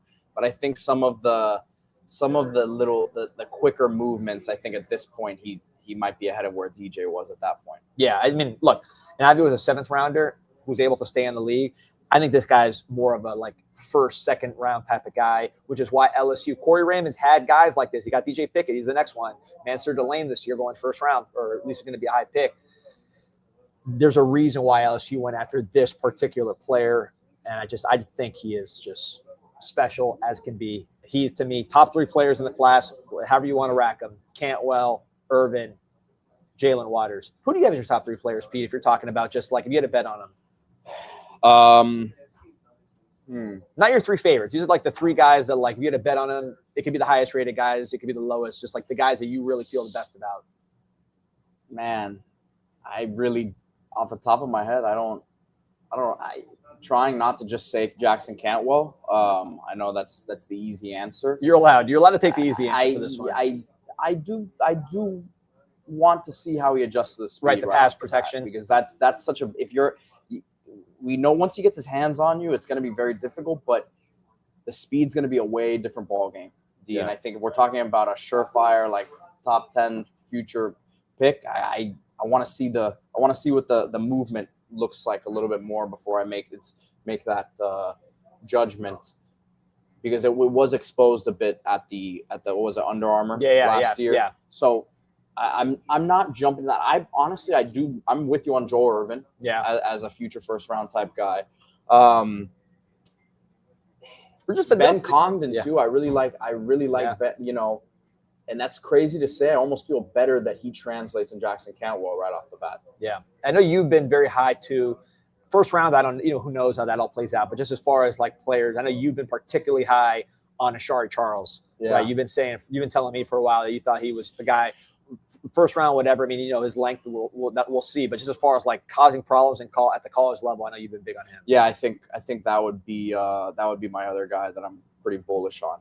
So let's finish this cornerback class, because it's a good one. Which is, let's go to Brody Jennings, Pete, because Brody Jennings is a guy I actually don't know where he ends up. I don't know if he ends up being a corner. I don't know if he ends up being a nickel. I don't know if he ends up being a safety. But he is just a really, really good football player, really good feet. You see it in the ball skills there. His dad, the late Bradley Jennings, was a really, really good linebacker. His brother played linebacker for the Canes as well. So he had size on that side of the family. His sister's a sprinter, so I don't know if his mom was a sprinter. There's speed on some side. But this guy's just from Jacksonville Mandarin High School, 4-star player, flipped from Michigan. With Michigan, does a great job evaluating defensive players. Here you see him blocking a kick. In terms of overall football players, alma mater of Carson Beck, by the way, at Jacksonville Mandarin. In terms of overall football players, I think this guy's one of the better guys in the class, because I've seen him tackle, I've seen him play the ball, I've seen him turn and run, I've seen him use his feet, I've seen him tackle, I've seen him return kicks. Look at that right there, that transition and the ball skills. Just seems like a pretty well-rounded guy. It's no surprise to me that Michigan wanted this player, because Michigan really excels with these kind of instinctive good football players. Yeah, I think he's a guy who tends to be around the football a lot. He's pretty physical as well. He had some really good early season tape, and we see a lot of it here. Yeah, the question with him, I think, is going to be just like the speed aspect, like how fast is he? I think he's more than fast enough to be a safety, probably more than fast enough to be a nickel. Is it going to be an outside corner? We'll see, right? That's why they play the games. It'll be interesting to see. I just think with everything that he brings to the table, he will find a role on this defense. I think he's one of the higher floor guys to me in this class. Just I like getting football players like this, man. But look, we talked about him as a potential nickel, a guy that is getting a lot of love at the nickel position. 4-star player, one of the big risers actually as a senior in terms of the rankings. He got a huge bump up from 247. They have him as the number 116 player nationally, number 12 corner in the country. On the composite, he's still easy 4-star player. That's from Charlotte, North Carolina, Camden Portoris, the son of Clinton Portoris, of course, the Canes great. And at first when he committed, people thought this is a legacy pick. And then they see a senior tape when they see how, again, 112 player nationally on 247. That's pretty rare air. Coaches love this guy. Everything I hear is just prototypical nickel, great football player. Forces a ton of fumbles, which I remember seeing early in the season. And I think he's pesky is the word I would use. Yeah. The mental part's there. His dad actually was a great defensive back. Florida recruited Clinton Portoris as a defensive back, which is why he went to Miami to play running back. But the truth is, we posted his DB film on CanesInSight. His dad was a hell of a DB. He could have been a great defensive back. But with Camden, I like the word pesky. He sees it. He trusts it. Like a lot of these guys, there you see it right there, got great instincts. He ran a 10.900 meter in the offseason, so there were some speed questions. But 10.9 for a nickel, that's more than good enough. I think Keontae Scott was in that range. And I think, we're talking about a Keontae Scott that was a fifth-year player when we saw him. So Portis still has a lot of development to do before he gets to that kind of player. Just physically, you can see he's going to have to gain weight. His dad gained a lot of weight over the course of his career, so you like that part of it. But yeah, just great character reports on Camden Portoris. People in Charlotte on his coaching staff say this guy's just a great football player, smart guy. I love that play. That play was awesome. I'll rewind that last play again. Yeah. Look at the eyes and the change. Really good. I mean, that's what you need in a nickel. And again, the willingness. It's not even. We understand he needs to put some weight on, but some guys just aren't even willing to lower their shoulder and tackle someone. That was a tight end right there. It was a guy who was way bigger than him. He has that willingness, and I think once he fills out, he's a dog, man. I agree with that little thing. Attila says, I see the speed question. It doesn't seem crazy twitchy like the others, which is why when he ran that 10.9, I think that was very much a reason why he jumped, because 247 looks at all that stuff a lot. Our coaching staff looks at all that stuff a lot. I think that's what really bumped him up, because 10.9, look, 10.5 is like 10.6. You're talking about like elite speed, 4.3. But if you're running a 10.9 in high school without training, you're probably going to be a 4.4 type of guy in college and the pros, at least, if not faster, right? I've seen guys that ran 11.2 and then ran 4.3 at the combine. But 10.9, that's good. That's Keontae Scott's track speed in high school. So, and his dad was one guy, like I remember when Clinton Portoris first got to Miami, people thought he wasn't the fastest guy in the world. And then he became a guy that ran, 4.3, I think, when he was going out into the draft, and was like cranking 60, 70-yard touchdowns for the Broncos right away. So I think, when you have that kind of time as a high school kid, and then your dad has that type of, you have bloodlines from your dad, as he gets bigger, he gets stronger, gets faster. I could see him being, a solid 4.4 guy in the slot, which is what you want, man. You feel pretty good about that kind of speed in the slot. You know how he can put that weight on though, D? Talk to us. Checking out Lomelo's meat market, and I know he already had that over the summer on his official visit, as Lomelo's always takes care of the recruiting trips. Lomelos.com, fresh Wagyu beef delivered to your door if you're local here in Miami. You can check out the storefront on US 1 right past Dayland. You see the marbling on that meat right there. Promo code CIS10 gets you 10% off your order. Yeah, and wash it down. You know what you want to wash it down. That's going to be a nice, cool can of BUZZN. Drink BUZZN. Go right there to the website, drinkbuzzn.com. Get your BUZZN. And, yeah, man, enjoy your weekend. Watch Texas Tech hopefully stomp BYU. Watch Alabama defeat Georgia. and keep it rolling there with Drink, BUZZN. DWB's asking any watch parties. We're right here in Duffy's, man. It's always a watch party. It's going to be rolling all weekend. All the TVs, got the outside TVs. Nothing official, right? The Canes aren't playing, so nothing official from us, but we'll be out there. T-Love saying, I got Pete upset today. No, I mean, listen, you love it. I wasn't pissed. It's just, man, and by the way, I don't do this for every player, but I got to stick up for Wes, man. Yeah. Like, this is, that was kind of crazy to me, man. No, we love Wes, man. We love Wes. We love Wes. By the way, while we're giving you all the food options here at once, man. Just make it whatever meal you're having, one of these has got to hit, right? You got the steak for the cookout. You got Duffy's for the watch party. That's an easy one. You got BUZZN for the drink, and you want to get a nice breakfast. Maybe get a nice lunch right there. You're at work. Maybe you don't got the time to get out there and have a super long lunch today. You got to get a quick one at the Dining Pavilion. Go to the Dayland Mall Dining Pavilion, Islas Canarias, Cuban Express. Check out the full menu here. It is vast. You're talking about 7 different types of croquetas. Handheld sandwiches, just a Cuban sandwich, the medianoche, all the classics, pan con bistec, or you just want to grab a cubarito, which is like a new thing, just to grab and go, different flavors, which is actually what I get. Salad, they got bowls, empanadas, you name it, they got it. The #1 Cuban restaurant on the planet, Islas Canarias. Man, we're making ourselves hungry with this little run of ads here. So let's talk some football here. And it smells good in here right now, too. Always. Pete, man, I got to say, we've gotten a lot of comments on your bean report. I've seen at least 5 comments about your bean breakdowns with the coffee. You got to get a coffee. You guys own coffee companies. You definitely want Pete pitching your stuff there. Yeah. But yeah, man, did you get a nice brew this morning, or what did you do? I did. Same bean, but yeah, definitely. Yeah. No. So yeah, look, wait and see this weekend. We talked about the playoff thing backwards and forwards. I think the support is pretty intense. I heard Notre Dame fans, Pete, on Twitter yesterday. I thought prominent. Hold on. I'm sorry. T-Love. T-Love. T-Love's still at it. He says, my point was if we missed on evals for the past 4 years. We had adequate time to find an upgrade. To Pete point, both can be true. Have we signed a higher rated linebacker than Wesley in the last 4 years? No. When Wesley was coming out? And he's a 4th-year player. Then my point is probably more true, because that means you got to keep recruiting higher ranked players. And look, the thing with Wes is Wes was also a 4-year player. So like, you're going to miss a 4-year player that is a good player on a great defense. You're going to miss him regardless. Probably Wiley, which we expect to take that step next year, right? Yep. And that's not a missed eval. That's just sometimes I saw someone say in the comments that Wesley wasn't, it doesn't change the fact that he didn't play well against Rutgers in the bowl game 2 years ago. Like, we're talking about that game right now.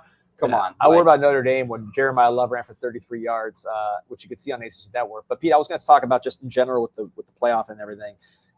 Notre Dame fans, and this is not like fringe fans about the big accounts, are saying like, wow, the nation's against us. Like, they recognize that there's a media groundswell when you have, look, we're talking about different kinds of people, right? You got, on one side, you got Chuck Todd, who, prominent kind of like, not to get political, just trying to show the spectrum. He's more of a left-wing voice in the media. Worked for MSNBC. Then you got DeSantis and Rubio on one side. You got Clay Travis, Josh Pate. You have the whole Paul Feinbaum, who's an SEC guy. Like, the whole spectrum of the conferences, the whole spectrum of the political universe all across the country is coming on the same side of this issue, which is pro-Miami. So that tells Chuck Todd went to Miami. So Chuck Todd went to Miami for sure. But I'm saying that's just like let's make sure they know that. Well, I was just joking. I always joke about that because it's like I've been retweeting a ton of Chuck Todd tweets. I've been retweeting a ton of like DeSantis tweets. So like my algorithm is like a messed up political hodgepodge right now. But it's all over, right? Everybody's supporting the Canes on this one. So I think you need dominoes to fall. We talked about it. If BYU looks like they did against Texas Tech the first time, where they didn't belong on the same field, I think you could safely remove them from the playoffs. I know BYU fans won't like that, but if you get beat up that bad by Texas Tech, you're not a threat to win the playoff. As a matter of our team, 2 losses, they go to the back of the line. If Alabama cannot drop and they stay where they're at, so they don't go between Miami, or they move up by beating Georgia, now you have Notre Dame and Miami right next to each other. And what I struggled with last time was I didn't understand why they couldn't just move Miami over Notre Dame now, why they had to wait for them to be touching. Just logically, it didn't make sense. Mm-hmm. But then again, you think about tiebreaker rules in others' context. When you have a cluster of 3 and they don't play, you automatically can't do head-to-head because they didn't all play each other. So it's kind of the same concept that you can only use head-to-head when it's 2 teams in the mix and they played, or like if they all played. That's not what they told us earlier this year, D. So I'm waiting to see mode. They're making up as they go. I hope the efforts are successful. Wait, hold on. First of all, Canes for Life says, I need that shirt. So the shirt is available at CanesInsight.myshopify.com. Just write CanesInsight Shopify and Google. It'll pop up. I appreciate your support. Sometimes it should be on the bottom of the YouTube screen, but if it's not, it's CanesInsight My Shopify. Look at the Abby right there. What a celebrity avatar. My God. Right Yeah, unfortunately, I have to say that was the SMU game. that was not a great next few hours there, but that was right before the game, so we were all smiles, man. That was awesome. T Love saying Pate went on ESPN yesterday talking about how we have to be in. Green was all in for us too. Yeah, I think really the villain of this whole thing is the ACC because, and look, we should have won. We should have won against SMU. We wouldn't have any of these problems. So we're against the first culprit of this whole deal. But if the ACC had normal tiebreaker rules when they expanded their conference and they knew that these teams weren't all playing each other, when you have Virginia against Duke, it's a laughingstock situation. Everybody's laughing at the ACC. Duke wins, they'll be laughing at us twice because you won't have the ACC championship and the champion in the tournament most likely. But like even Virginia, like no one thinks Virginia is going to win the championship. So like if Miami would have been in the championship because of the tiebreaker rules instead of one of these other 2 lost teams, Virginia played an NC State game that didn't even count, whatever. If Miami's in this game and they win it, which we would presume they would, you never can because Miami and the ACC has been oil and water, but let's say they win, now you have no problems at all because it's like, all right, Miami, you're in automatic. Notre Dame, you're in when BYU loses. You got all the teams you want in. You have a great tournament. Every team in that tournament, if Miami would have, again, been in the ACC championship, won it, which they're at fault and the ACC's at fault, both are at fault, then you would have had, like, basically the entire tournament would have been teams that could win the championship. Oklahoma, maybe not, but, you would have a legit field. Whereas now you have Virginia, which if they win, they're going to get smoked. If you have 2 G5 teams in, disaster. You hope BYU doesn't win because, man, 2 Big 12 teams in this tournament, they're not going to win. Texas Tech has a chance because they have a good front, but it's kind of a mess, man. Shout out to my boy Ale Magnan, old time Canes Insight podcast. He was holding it down on the podcast. He was. We got to get back. I got to tell you, Ale, we need a spot for you on the strength and conditioning staff. Yeah, seriously, man. That guy's bulked up. Yeah, I'm telling you, man. Brutal muscle coaching. There it is, baby. I love it. Free plug for our guy. No, appreciate you.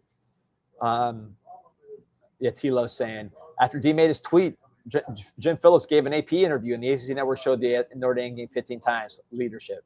So I'm trying to do, man. We're just trying to do our small part here. 1,600 on live while we're on here at Duffy's. Awesome, man. Just awesome stuff. By the way, shout out, as always, to Miami Hurricane Team Store. Use promo code INSIGHT20. Get some stuff. Oh, actually, got a new deal I want to talk about here. Where's my man Harry at? Harry told me about a new deal I want to make sure I get to because it's pretty cool. You got the 12 days. I want to say the 12 days of Christmas, right? It's a universal deal at Miami Hurricane Team Store. So they call it 12 hot holiday deals. And the first deal, which is going to run from December 3rd to December 8th, 50% off those Adidas slides. 50% off the Adidas slides, which are some of the most popular items at the Miami Hurricane Team Store. Our boy Lasso, I know he loves those slides. I see him rocking those all the time. So let's pull it up here. But yeah, Miami Hurricane Team Store, Miami HTS. You got, slides for 50% off. Use promo code INSIGHT20. You get 20% off your first item, period. And you grab those slides for 50% off. You can do all your holiday shopping right there. It's Miami Hurricane Team Store. You want to go in person right across the street from the university, from the SCO, from the light, from the heck, from all that, right across the street. Miami Hurricane Team Store. Promo code INSIGHT20. And also Harry's hot holiday deals, which is right now until December 8th, which I believe is Monday. You get those Adidas slides 50% off. Good show today. Feeling good, man. Let's have a great weekend. Pete, enjoy those beans. Go Canes. Go Canes.